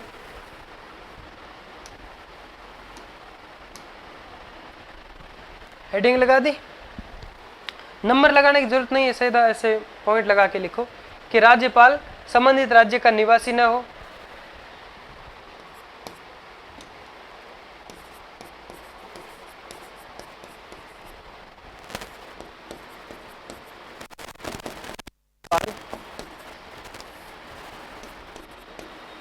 संबंधित राज्य का निवासी ना हो।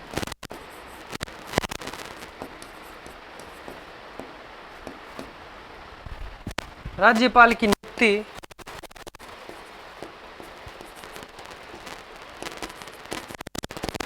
राज्यपाल कौन करेगा, राष्ट्रपति करता है, पर वह केंद्रीय मंत्रिपरिषद की सलाह भी लेते हैं और राज्य मंत्रिपरिषद की भी सलाह लेता है। जिस राज्य में राज्यपाल बनाया जाता है उस राज्य की मंत्रिपरिषद भी है जो कि मुख्यमंत्री से सलाह ली जाती है। राज्यपाल की नियुक्ति मुख्यमंत्री की सलाह से की जाएगी।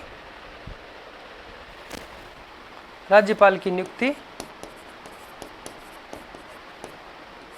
मुख्यमंत्री की सलाह से की जाएगी।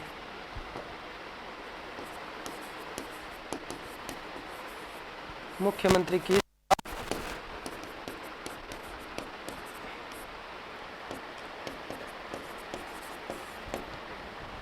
से की जाएगी।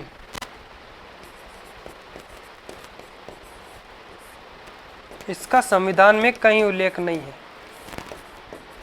इसका संविधान में कोई उल्लेख नहीं है।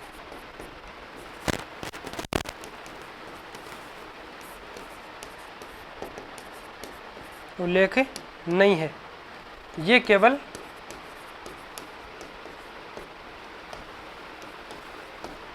क्या है, परंपराएं हैं, ये केवल परंपराएं हैं। लिखो तो लिख दो।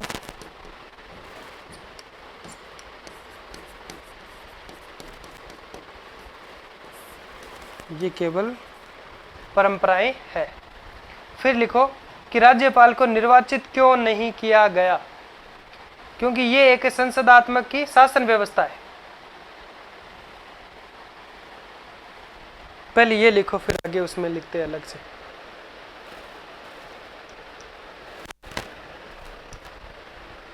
लिखो जल्दी।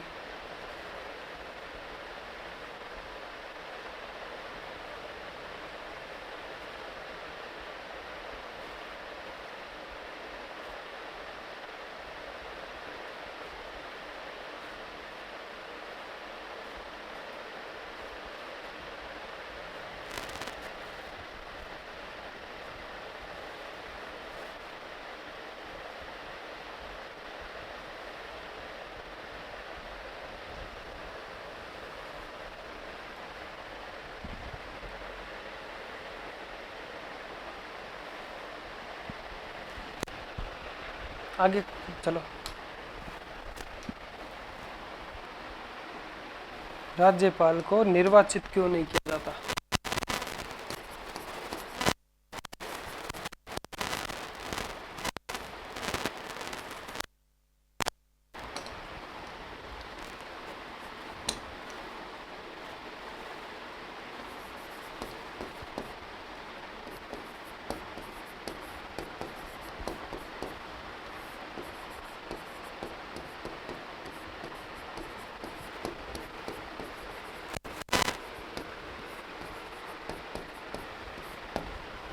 राज्यपाल को निर्वाचित क्यों नहीं किया जाता? यहाँ पे लिखो, ये एक संसदात्मक शासन व्यवस्था है। संसदात्मक शासन व्यवस्था।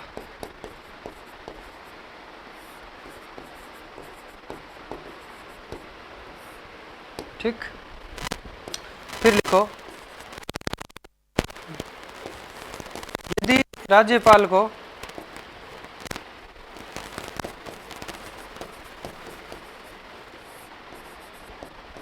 निर्वाचित किया जाता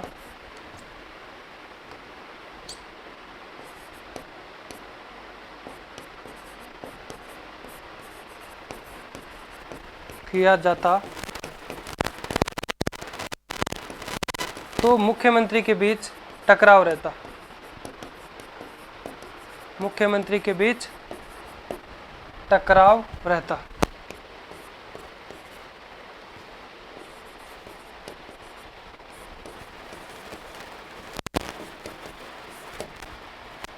फिर लिखो इसमें,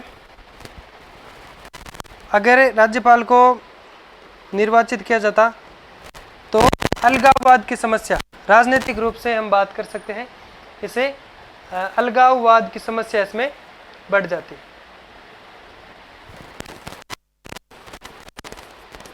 राजनीतिक रूप से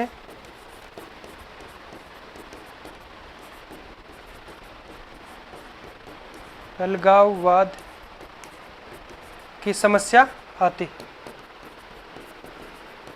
अलगाववाद आप कोष्टक में अगर लिखो तो लिख सकते हो, अलग अलग दल का होना। अलग अलग के दल के होते तो इनके बीच में टकराव होता। फिर एक चीज इसमें लिखो कि इससे अनावश्यक खर्चा बढ़ जाता। कैसे बढ़ता? चुनाव होता तो खर्चा नहीं बढ़ता, इससे अनावश्यक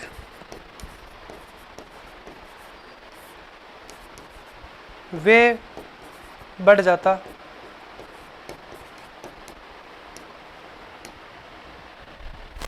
है ना?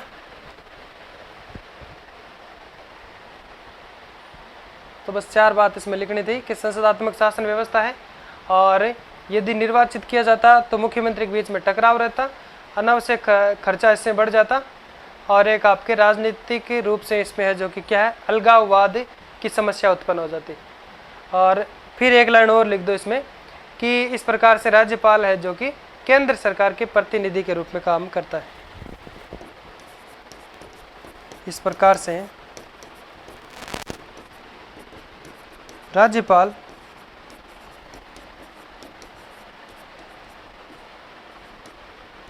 केंद्र सरकार के प्रतिनिधि के रूप में काम करता है।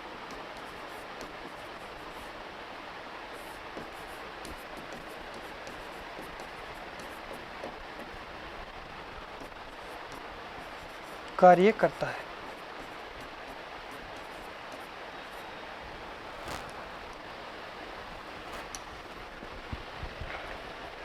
ये परंपराएं लिख लो कुछ।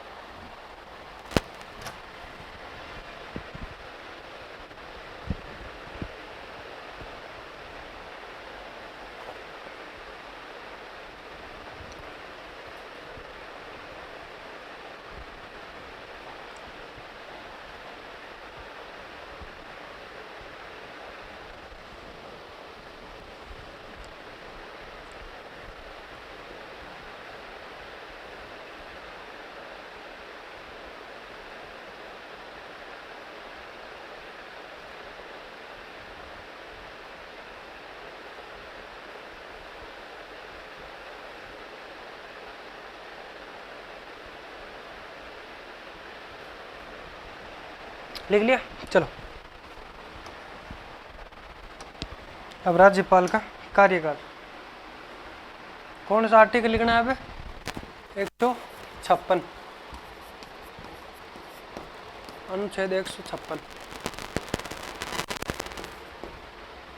राज्यपाल का कार्यकाल।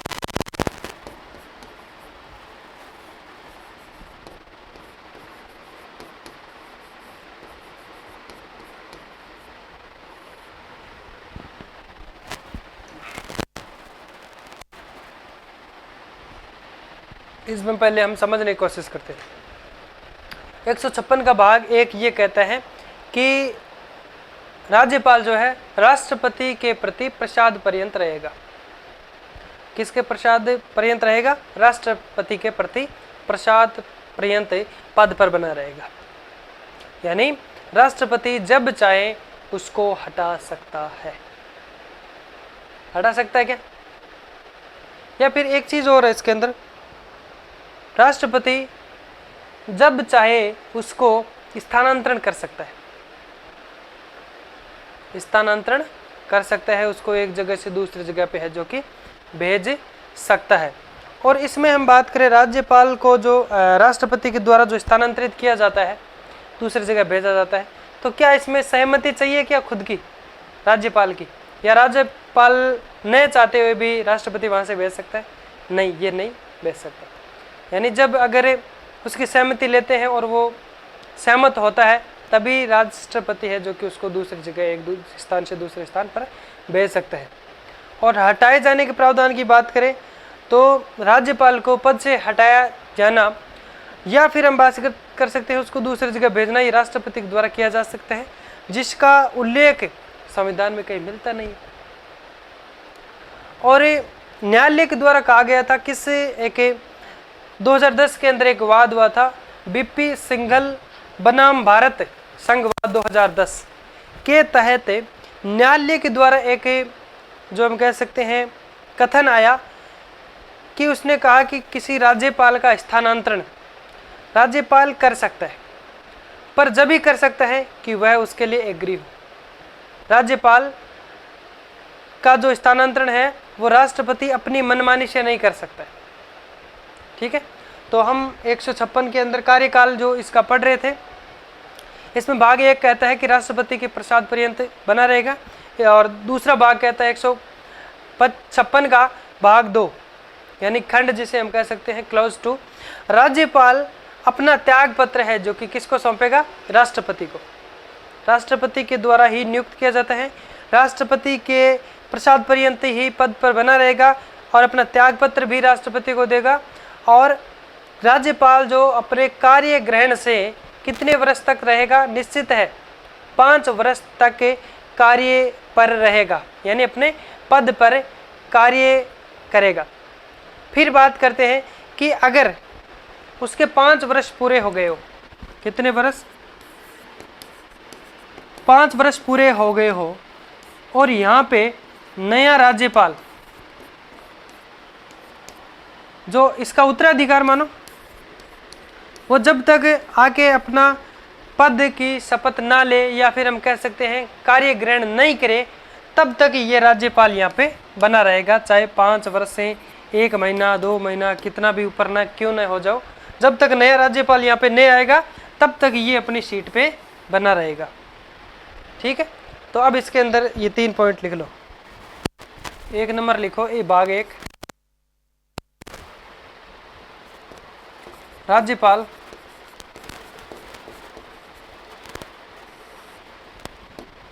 राष्ट्रपति के प्रसाद पर्यंत प्रति प्रसाद पर्यंत रहेगा।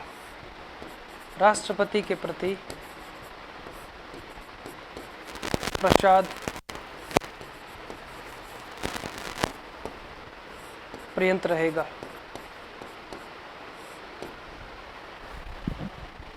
ठीक है, क्लोज 2, राज्यपाल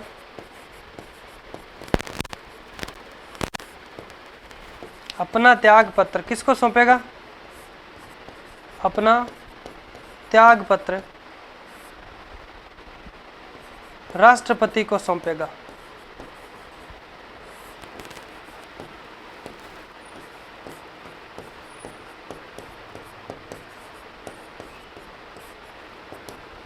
ठीक, फिर लिखो, राज्यपाल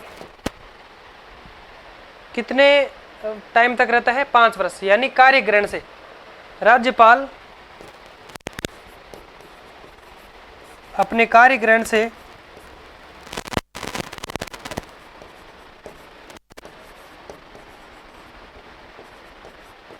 कार्य ग्रहण से 5 वर्ष तक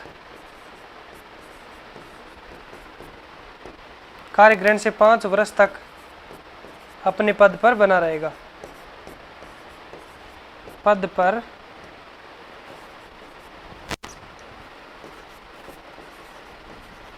बना रहेगा।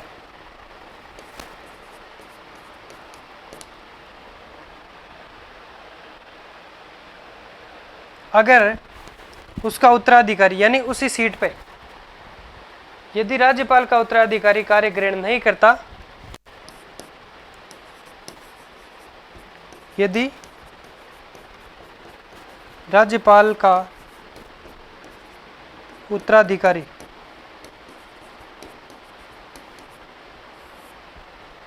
कार्य ग्रहण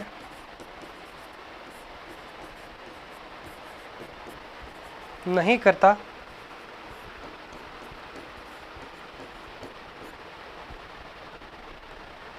तब तक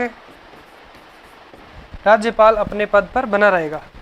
तब तक राज्यपाल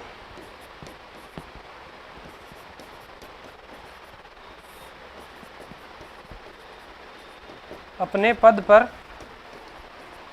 बना रहेगा। अब लिख लो साथ साथ,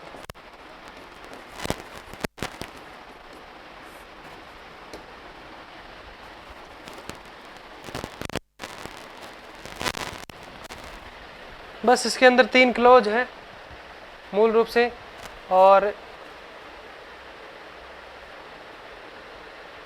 इसमें एक नोट अभी आपको लिखना है कि राज्यपाल को जो हटाया जाता है वो किस प्रकार से हटाया जाता है, क्यों हटाया जा सकता है, कौन हटा सकते हैं, क्या इसका संविधान के अंदर उल्लेख है। संविधान के अंदर कोई उल्लेख है क्या? नहीं है। राज्यपाल को हटाना और स्थानांतरित करने का उल्लेख संविधान में कहीं पे भी देखने को नहीं मिलता है, बल्कि राष्ट्रपति उसे हटा भी सकता है और दूसरी जगह स्थानांतरित भी कर सकता है। पहले ये 4 लाइन लिख लो। 3, राज्यपाल राष्ट्रपति के प्रति प्रसाद पर्यंत रहेगा, और राज्यपाल अपना त्याग पत्र राष्ट्रपति को सौंपेगा। राज्यपाल अपने कार्य ग्रहण से 5 वर्ष तक अपने पद पर रहेगा। अगर उसका उत्तराधिकारी यानी नया राज्यपाल तक नहीं आए तब तक भी वह वहाँ पे रहेगा, चाहे 5 वर्ष से ऊपर भी क्यों ना हो जाए, है ना।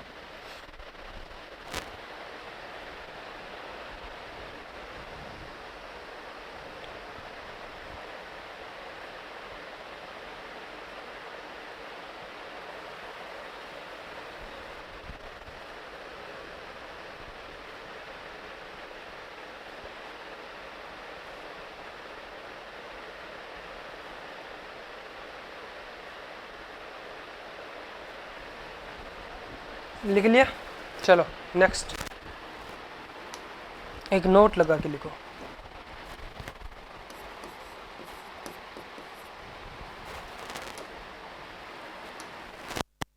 राज्यपाल को हटाना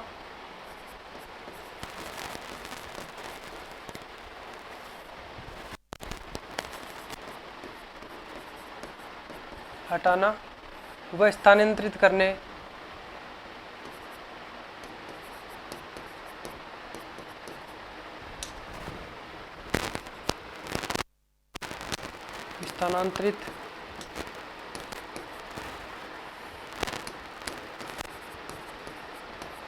करने का कार्य राष्ट्रपति कर सकता है।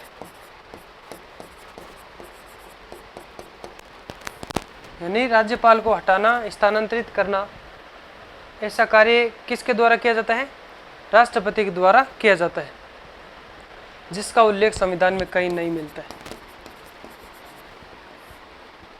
जिसका उल्लेख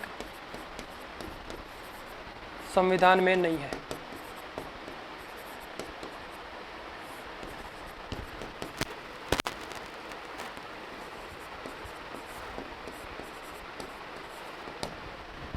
ठीक है, एक और लिखो।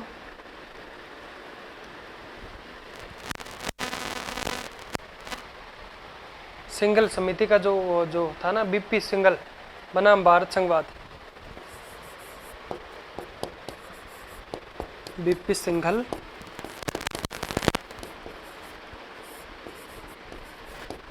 बनाम भारत संघवाद,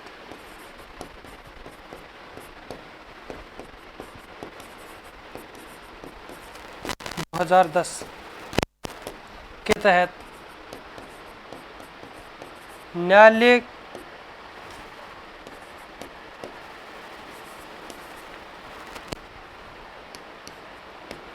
के द्वारा कहा गया कि राज्यपाल का स्थानांतरण के द्वारा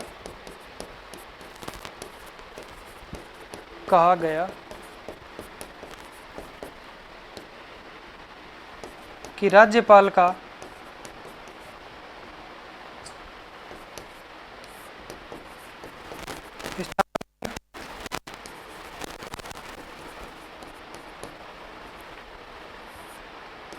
स्थानांतरण व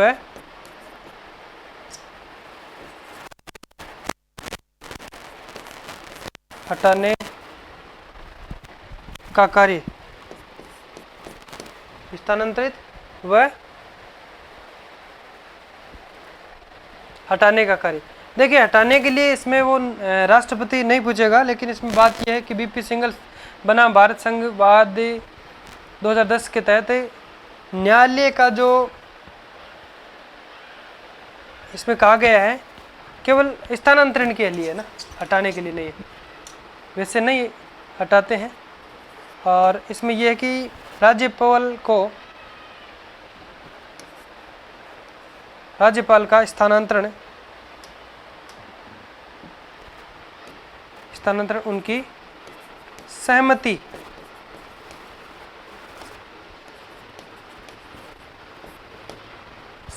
से किया जाएगा,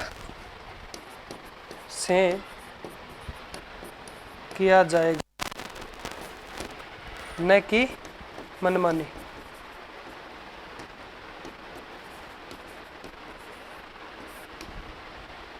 ठीक है, अब लिख दो।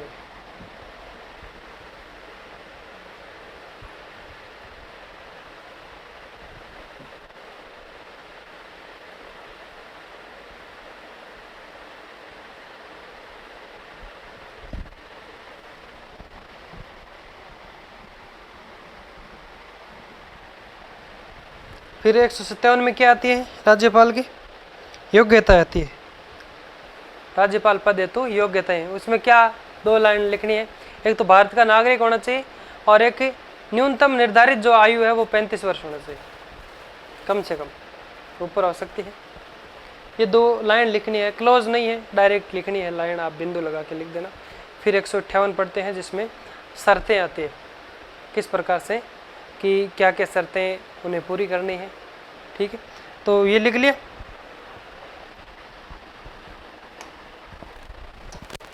एक 156 लिख लिया ना।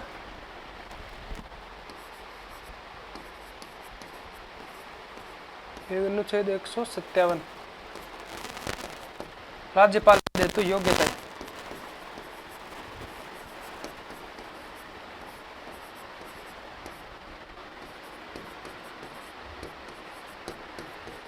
योग्यताएं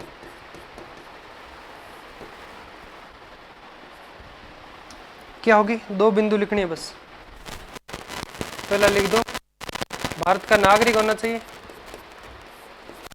कि वह भारत का नागरिक हो, और न्यूनतम आयु 35 वर्ष निर्धारित है।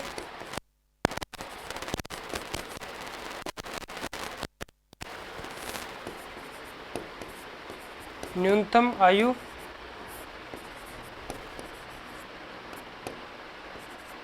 35 वर्ष हो।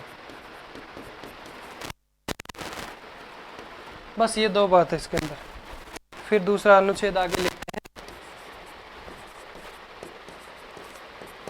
अनुच्छेद 158। इसमें क्या बात है? शर्तें। राज्यपाल हेतु आवश्यक शर्तें।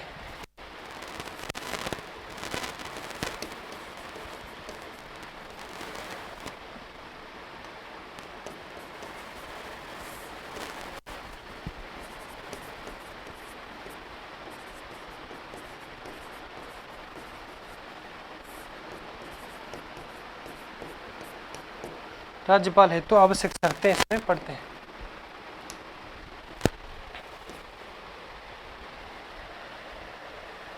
इसमें क्लॉज 1 करके लिखो। पहले समझते हैं इसमें कि अनुच्छेद 158 में ये कहा गए हैं, भाग 1 के अंदर बात कर रहे हैं 58 का क्लॉज 1। राज्यपाल संसद व विधानमंडल का सदस्य नहीं होना चाहिए। जो राज्यपाल है वह संसद का और विधानमंडल का सदस्य नहीं होना चाहिए। संसद में आपके बात करें, लोकसभा राज्यसभा का सदस्य नहीं होना चाहिए, विधानसभा का भी सदस्य नहीं होना चाहिए। और हम बात कर सकते हैं, अगर ऐसा रेयर केस अगर होता है कि किसी को राज्यपाल बनाया जाता है और वह पहले से लोकसभा या राज्यसभा का कई सदस्य था, तो जिस टाइम उसको राज्यपाल नियुक्त किया जाता है उसके बाद में वहाँ से वो पद रिक्त हो जाएगा। ऑटोमेटिक क्या है कि लोकसभा का अगर सदस्य था, उस व्यक्ति को अगर राज्यपाल बना दिया जाता है तो नियुक्ति के बाद वहाँ से जो पद है वो रिक्त अपने आप ही माना जाएगा। उसे उस पद के लिए शपथ जो हम कह सकते हैं, त्यागपत्र देने की जरूरत नहीं है, वो ऑटोमेटिक ही क्या हो जाता है, पद वहाँ से खाली हो जाता है पद ग्रहण करते ही। समझ में आ गया क्या? एक बार चलो बताता हूँ। मानो कि राज्यपाल जो है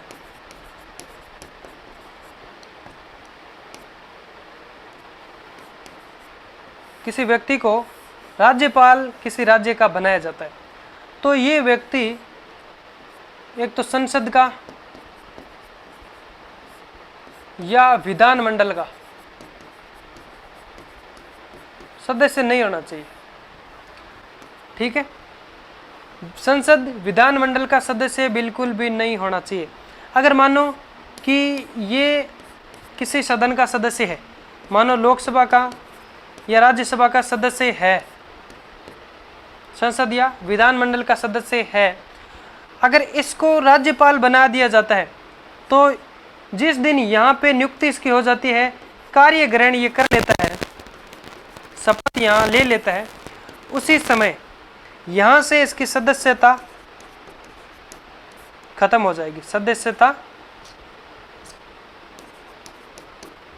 खत्म हो जाएगी, यानी ये जो पद एक था वह रिक्त हो जाएगा। अब क्या ये व्यक्ति, जब राज्यपाल इसको नियुक्त किया जा रहा तो यहाँ से पहले इसको शपथ जो त्याग पत्र देना चाहिए था क्या? नहीं, कोई जरूरी नहीं है। जब ये यहाँ पे कार्य ग्रहण किया तो यहाँ से इसका पद ऑटोमेटिक रिक्त हो जाएगा, त्याग पत्र देने की आवश्यकता नहीं थी, है ना। तो ये बात है, इसके अंदर कोई खास नहीं है। ये कौन बात करता है, किस अनुच्छेद के अंदर बात की गई है? अनुच्छेद 158 भाग 1 के अंदर, अनुच्छेद 158 का क्लोज फर्स्ट। चलो इसमें लिखते हैं, राज्यपाल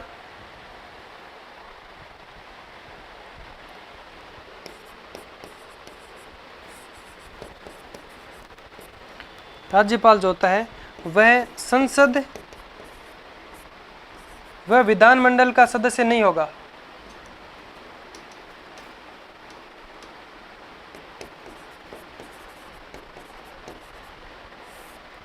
विधानमंडल का सदस्य नहीं होगा।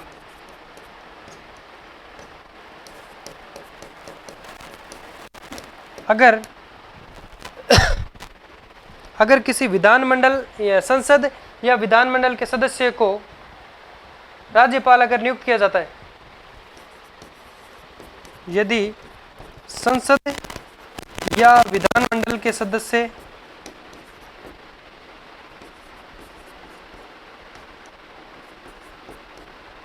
संसद या विधानमंडल सदस्य को राज्यपाल नियुक्त किया जाता है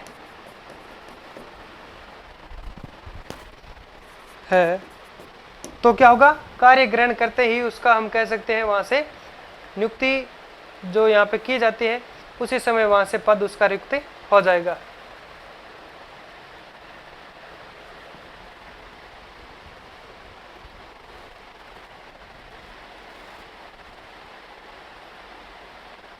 लिख रहे हो ना? लिख दो, संसद या विधानमंडल सदस्य को राज्यपाल नियुक्त किया जाता है तो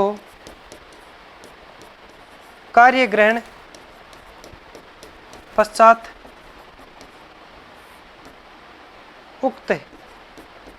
उक्त सदस्यता यानी जो सदस्यता पहले थी वह निरस्त हो जाएगी।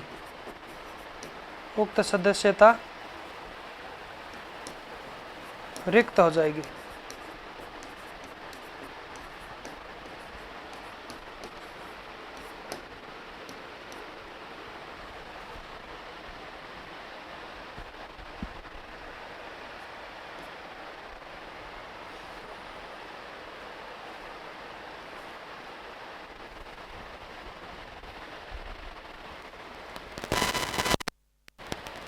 उक्त सदस्यता रिक्त हो जाएगी, कोष्टक में लिख दो साइड।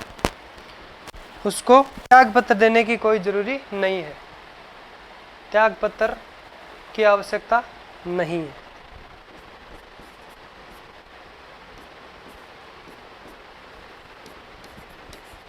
त्याग पत्र की आवश्यकता नहीं है।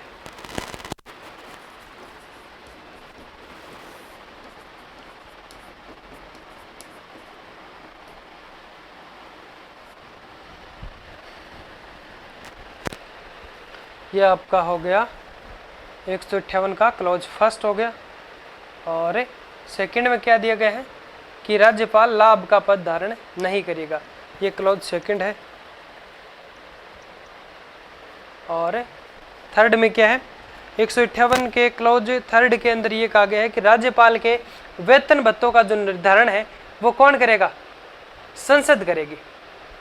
वेतन भत्तों का निर्धारण संसद करेगी और राज्यपाल को एक तो निःशुल्क आवासीय सुविधा है, स्वास्थ्य सुविधा है, यातायात सुविधा है, इस प्रकार की कई अन्य सुविधाएं हैं जो कि हम कह सकते हैं दी जाती है। राज्यपाल को वेतन संचित निधि देती है, कौन सी? राज्य की संचित निधि। राज्यपाल का वेतन जो 3.5 लाख रुपए प्रति माह है, बिना शुल्क लगे, बिना कर मुक्त वेतन है, वो राज्य की संचित निधि देती है। निर्धारित कौन करती है? ये करती है राष्ट्रपति।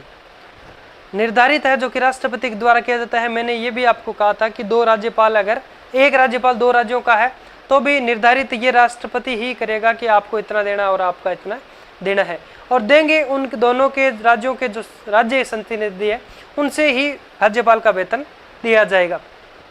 लेकिन एक बात आती है कि यहाँ पे पेंशन कौन देगा? पेंशन केंद्र सरकार देगी भाई, क्योंकि जब ये व्यक्ति, कोई व्यक्ति राजस्थान के अंदर मानो कि राज्यपाल रह के चला गया, फिर वहाँ पे तो पता नहीं कितने राज्यपाल आएंगे और भी जाएंगे, इन सब का भार राजस्थान सरकार क्यों उठाए? इसलिए पेंशन वो कौन आजीवन जो हम बात कर सकते हैं, ये केंद्र ही देगा। केंद्र यानी भारत की जो संचित निधि है वो देगी। लेकिन वेतन भत्ता जितने टाइम जिस राज्य में राज्यपाल कार्य करता है उस टाइम उसी राज्य की संचित निधि के द्वारा उसको वेतन दिया जाता है। इसका निर्धारण है जो राष्ट्रपति के द्वारा किया जाता है। ठीक,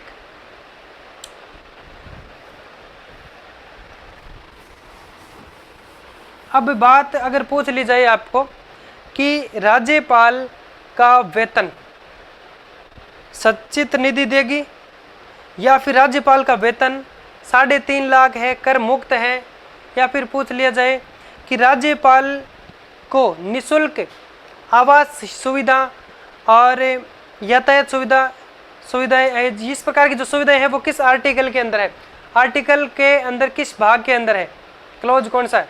158 का क्लोज 3 के अंदर ये बात की गई है कि राज्यपाल को निःशुल्क आवासीय सुविधा, यातायात सुविधा और है जो कि उनको स्वास्थ्य सुविधा दी जाती है। ये 158 का भाग 3 है।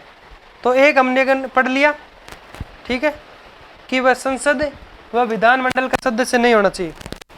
अब 2 में क्या लिखा है कि राज्यपाल क्या है, लाभ का पद धारण नहीं करेगा। राज्यपाल लाभ का पद धारण नहीं करेगा।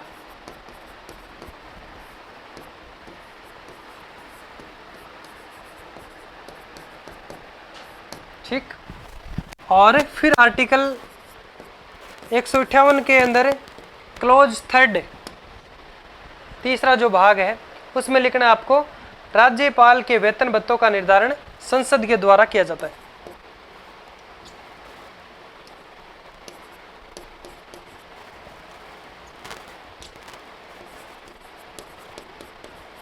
राज्यपाल के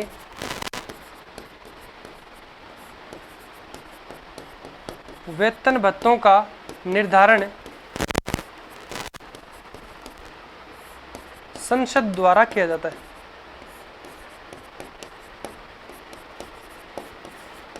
किया जाता है।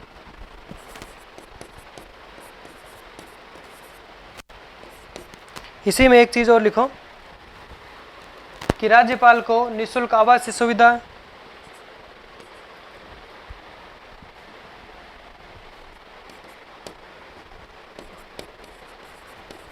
राज्यपाल को क्या क्या मिलता है? निःशुल्क आवासीय सुविधाएं,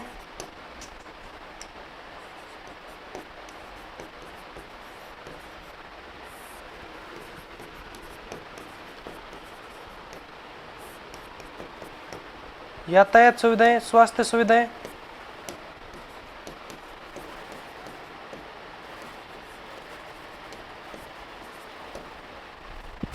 और स्वास्थ्य सुविधाएं दी जाती है।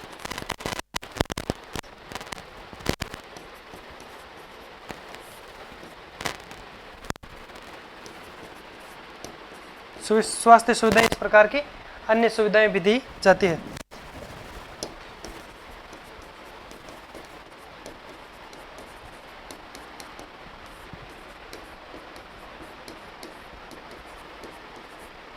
ठीक है, फिर इसके अंदर और भी लिखना है,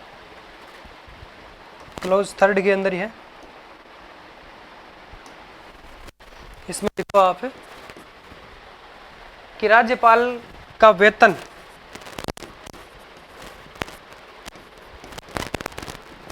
राज्यपाल का वेतन भत्ता कौन देगा? राज्य की संचित निधि से दिया जाता है, से दिया जाता है। पेंशन कौन देता है भाई? ये केंद्र की संचित निधि, या सीधा लिखो भारत की संचित निधि द्वारा दी जाती है। लिख लिया क्या? साथ साथ लिखते रहो, आगे बढ़ो। राज्यपाल का वेतन भत्ता कौन देगा? राज्यपाल का वेतन, राज्य की संचित निधि, केवल वेतन लिख दो यहाँ पे ना। राज्यपाल का वेतन राज्य की संचित निधि द्वारा और पेंशन भारत की संचित निधि द्वारा। लिख दूं आगे?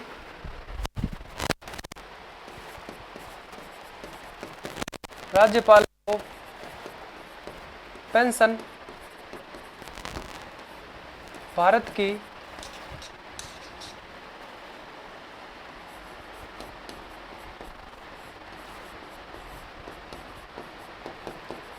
संचित निधि द्वारा दी जाती है।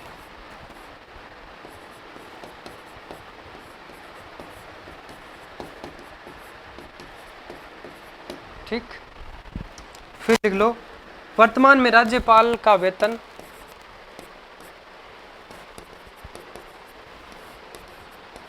वर्तमान में राज्यपाल का वेतन कितना है? 3.5 लाख। 3.5 लाख प्रति माह है। ठीक, मंथली सैलरी है भाई। ये कोष्टक में लिख दो कर मुक्त। क्या ये जब से राज्यपाल पद जो सृजित हुआ था, कब से हुआ था? 56 से, 1956 से। क्या उसी समय से ये जो इनकी सैलरी है, ये जो वेतन है, क्या उसी समय से ये कर मुक्त था? क्या उस समय से ही टैक्स इस पर नहीं लगता था? उस समय टैक्स लगता था, बल्कि 2017 के बाद में कर मुक्त हो गया। कर मुक्त कब हुआ था? 2017 के बाद में। 2017 के बाद से ये बात लिखने की जरूरत नहीं, केवल इतना 17 के बाद में ये लिखने की जरूरत नहीं। ये लिख लेना आप कि वर्तमान में राज्यपाल का जो वेतन है वो 3.5 लाख रुपए प्रति माह है, कर मुक्त है, जिसपे किसी भी प्रकार का कर नहीं लगता है। फिर इसी के अंदर यानी हम लोगों ने 158 का अनुच्छेद 158 का कौन सा भाग पढ़ लिया? अनुच्छेद 158 का क्लोज 3 पढ़ लिया ना। अब इसी के अंदर एक भाग और है, कै। अनुच्छेद 158 का भाग कै क्या कहता है, या फिर ए कह दो, इसको कै कह दो, कि यदि एक व्यक्ति 2 या 2 से अधिक राज्यों का जो राज्यपाल हो तो इसके वेतन का जो अनुपात है वो राष्ट्रपति द्वारा निर्धारित किया जाएगा। जैसे कि मैंने आपको बताया था कि 2 राज्यों का अगर एक राज्यपाल है तो कितना किसको देना है, ये उनको है, जो कि राष्ट्रपति निर्धारित करके बोल देगा कि आपको ये इतना देना है और आपको इतना देना है। समझ गए? फिर चौथा क्लॉज ये कहता है कि पदावधि के दौरान अगर राज्यपाल के वेतन भत्ते में अलाभकारी परिवर्तन नहीं किया जाएगा। यानी जिस दिन से राज्यपाल क्या करता है, कार्य ग्रहण करता है, ठीक है, तो इसके बाद में इसके वेतन में किसी भी प्रकार की या फिर अन्य कोई भी चीज़ है उसमें अलाभकारी कार्य नहीं किया जाएगा, परिवर्तन नहीं किया जाएगा। यानी इसकी जो सैलरी है वो जब तक ये नियुक्ति इसकी होने के बाद में शपथ ले लेता है, कार्य ग्रहण करता है, इसके बाद में वेतन को बढ़ा तो सकते हैं, वो तो एक लाभकारी है, बढ़वाना तो कौन नहीं चाहेगा, लेकिन घटा नहीं सकते, वो एक अलाभकारी माना जाता है। तो इसमें ये कहा गया है किसके अंदर, आर्टिकल 158 क्लोज 4 के अंदर कि पदावधि के दौरान राज्यपाल के वेतन के साथ छेड़छाड़ नहीं की जाएगी। यानी हम कह सकते हैं राज्यपाल के वेतन और भत्तों में अलाभकारी परिवर्तन नहीं किया जाएगा। यानी पहले कि कहा जाए कि आपको इस प्रकार से भत्ता दिया जाएगा और भत्ता दिया जाता है, भत्ता मतलब उनकी अन्य जो सुविधाएं हैं वो भत्ते के अंदर है कि राज्यपाल वहां जा रहा है, हेलीकॉप्टर आया, क्या है ये भत्ता है, राज्यपाल को आज वहां जाना है, अच्छी सी फॉर्चुनर मिलेगी, तो वो क्या एक भत्ता है। फिर उनको जब कार्य ग्रहण करने के बाद में अलाभकारी यानी उनको भत्ता वगैरह देना बंद कर दे तो ऐसा नहीं हो सकता, अलाभकारी है ना। ऐसे कह सकते हैं कि पहले भाई सभी राज्य के जो राज्यपाल मानो कि वो हेलीकॉप्टर से घूम रहे हैं और उनके लिए अच्छी सी सुविधाएं और उसमें हम कह सकते हैं पॉजिटिव किए गए, तो वो एक लाभकारी है, लाभकारी परिवर्तन किया जा सकता है, अलाभकारी परिवर्तन उसके वेतन भत्तों में किया नहीं जाएगा। ठीक है, और फिर चलो एक बार इतना लिखो, कह के अंदर लिखो आप, यदि दो राज्यों का एक राज्यपाल हो या फिर एक व्यक्ति दो राज्यों या फिर अधिक राज्यों के लिए राज्यपाल हो तो उसका वेतन भत्ते का अनुपात, यदि एक व्यक्ति दो राज्य या अधिक राज्यों का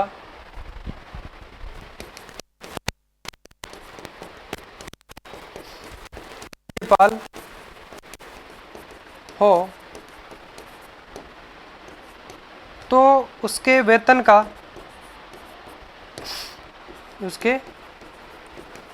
का निर्धारण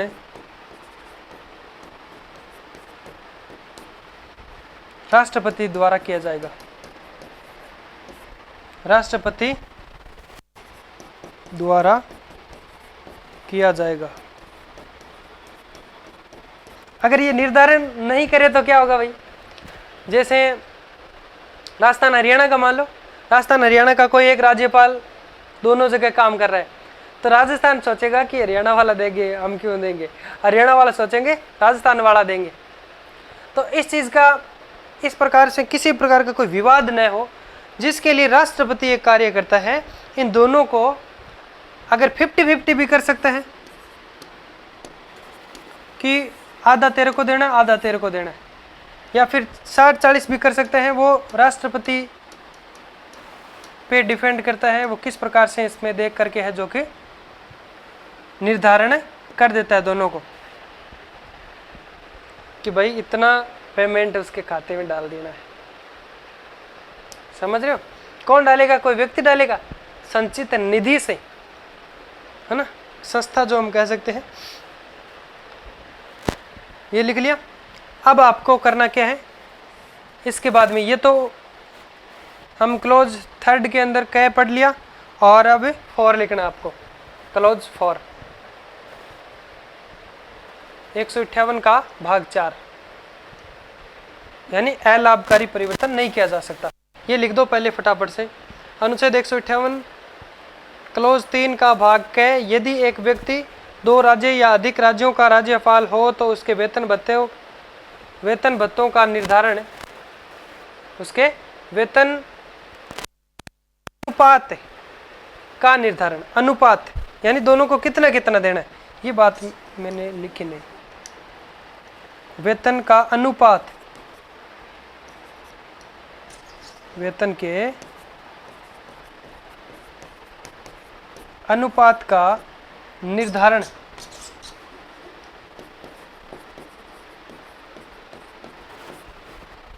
राष्ट्रपति द्वारा किया जाता है, राष्ट्रपति करेगा, बस इतना लिख दो, शॉर्ट कर दिया आपको। ठीक है, अब लिखो आप क्लोज 4, सीधा आप ऐसे लिख सकते हो क्लोज 4, या फिर ऐसे भी लिख दो आप 158, ठीक।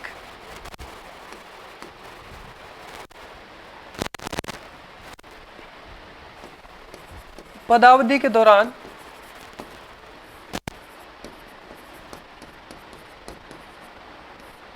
राज्यपाल के वेतन भत्ते में अलाभकारी परिवर्तन नहीं किया जा सकता। नहीं किया जा सकता, अलाभकारी परिवर्तन नहीं किया जाएगा। अलाभकारी बदलाव कहो या परिवर्तन कहो, नहीं किया जाएगा। ये कौन सा क्लॉज कहता है? 158 का चौथा क्लॉज कहता है कि अगर राज्यपाल पद ग्रहण कर लिया, उसके पदावधि कार्यकाल के दौरान किसी भी प्रकार का उसके वेतन भत्तों के अंदर बदलाव, कौन सा? अलाभकारी बदलाव नहीं किया जा सकता। बदलाव कर सकते हैं अगर लाभ हो रहा है तो, है ना। फिर एक चीज नोट करके लिख लो यहाँ पे कि राज्यपाल के वेतन भत्तों का उल्लेख किस में दिया गया है? अनुसूची 2 में है।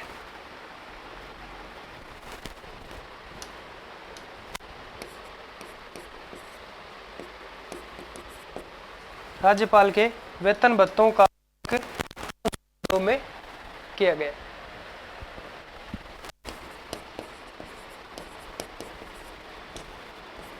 राज्यपाल के वेतन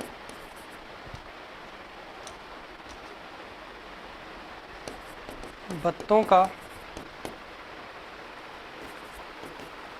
उल्लेख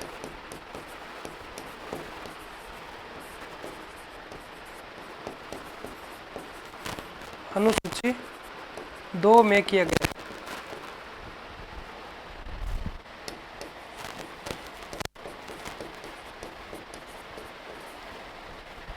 ठीक है, लिखो फटाफट। फिर अनुच्छेद 159 किसके बारे में बात करता है? राज्यपाल की शपथ का प्रारूप। किसके बारे में बात करता है? शपथ का प्रारूप, यानी राज्यपाल की जो एप्लीकेशन है शपथ लेने की, उसका प्रारूप किस प्रकार से देखने को मिलता है, किस प्रकार से राज्यपाल शपथ लेता है। यानी हम बात करें तो राज्य का जो राज्यपाल पद ग्रहण से पूर्व क्या करता है? संबंधित राज्य के जो उच्च न्यायालय होता है, हाई कोर्ट जो होता है, उसका मुख्य न्यायाधीश जो होता है, उसके समक्ष से शपथ लेगा। कौन लेगा? राज्यपाल। अगर हम बात कर सकते हैं वो वहाँ पे नहीं है तो वरिष्ठ नागरिक के समक्ष शपथ लेगा। सॉरी, वरिष्ठ नागरिक क्या, वरिष्ठ न्यायाधीश, है ना, मुख्य न्यायाधीश नहीं। तो राज्यपाल की जो शपथ है उसका प्रारूप किस में देखने को मिलता है, किस में उल्लेखित किया गया है? अनुसूची में न होकर के अनुच्छेद 159 में उल्लेखित किया गया है। किस प्रकार से है तो ये हम पढ़ेंगे कल के सेशन में। तब तक के लिए एक छोटा सा ब्रेक लेते हैं। पहले ये लिख लो फटाफट से, 158 भाग 4 के अंदर पदावधि के दौरान राज्यपाल के वेतन भत्तों में अलाभकारी परिवर्तन नहीं किया जाएगा। नोट करके लिख लो कि राज्यपाल के वेतन भत्तों का जो उल्लेख है वो अनुसूची 2 में किया गया। ठीक है, तो मेरे दोस्तों इसी के साथ में यानी ये जो टॉपिक है मैं जल्द से जल्द आपको कंप्लीट कवर करवाऊंगा। और नेक्स्ट इसके बाद में मंत्री परिषद ही हम लोग हैं जो कि पढ़ने वाले हैं। और इसमें आपके 5 मोटा मोटे रूप से है जो कि 5 से 6 टॉपिक है जो मैं जल्द से जल्द कवर करवा दूंगा। साथ में जो साइकोलॉजी चल रही है उसके अंदर नया टॉपिक जो हम शुरू करेंगे। समायोजन हमारा कंप्लीट हो गया है और उसके बाद में व्यक्तित्व शुरू करेंगे। ठीक है, तो फिर मिलते हैं एक नए जोश और जुनून के साथ। तब तक के लिए एक छोटा सा ब्रेक लेते हैं। बाय बाय, जय हिंद।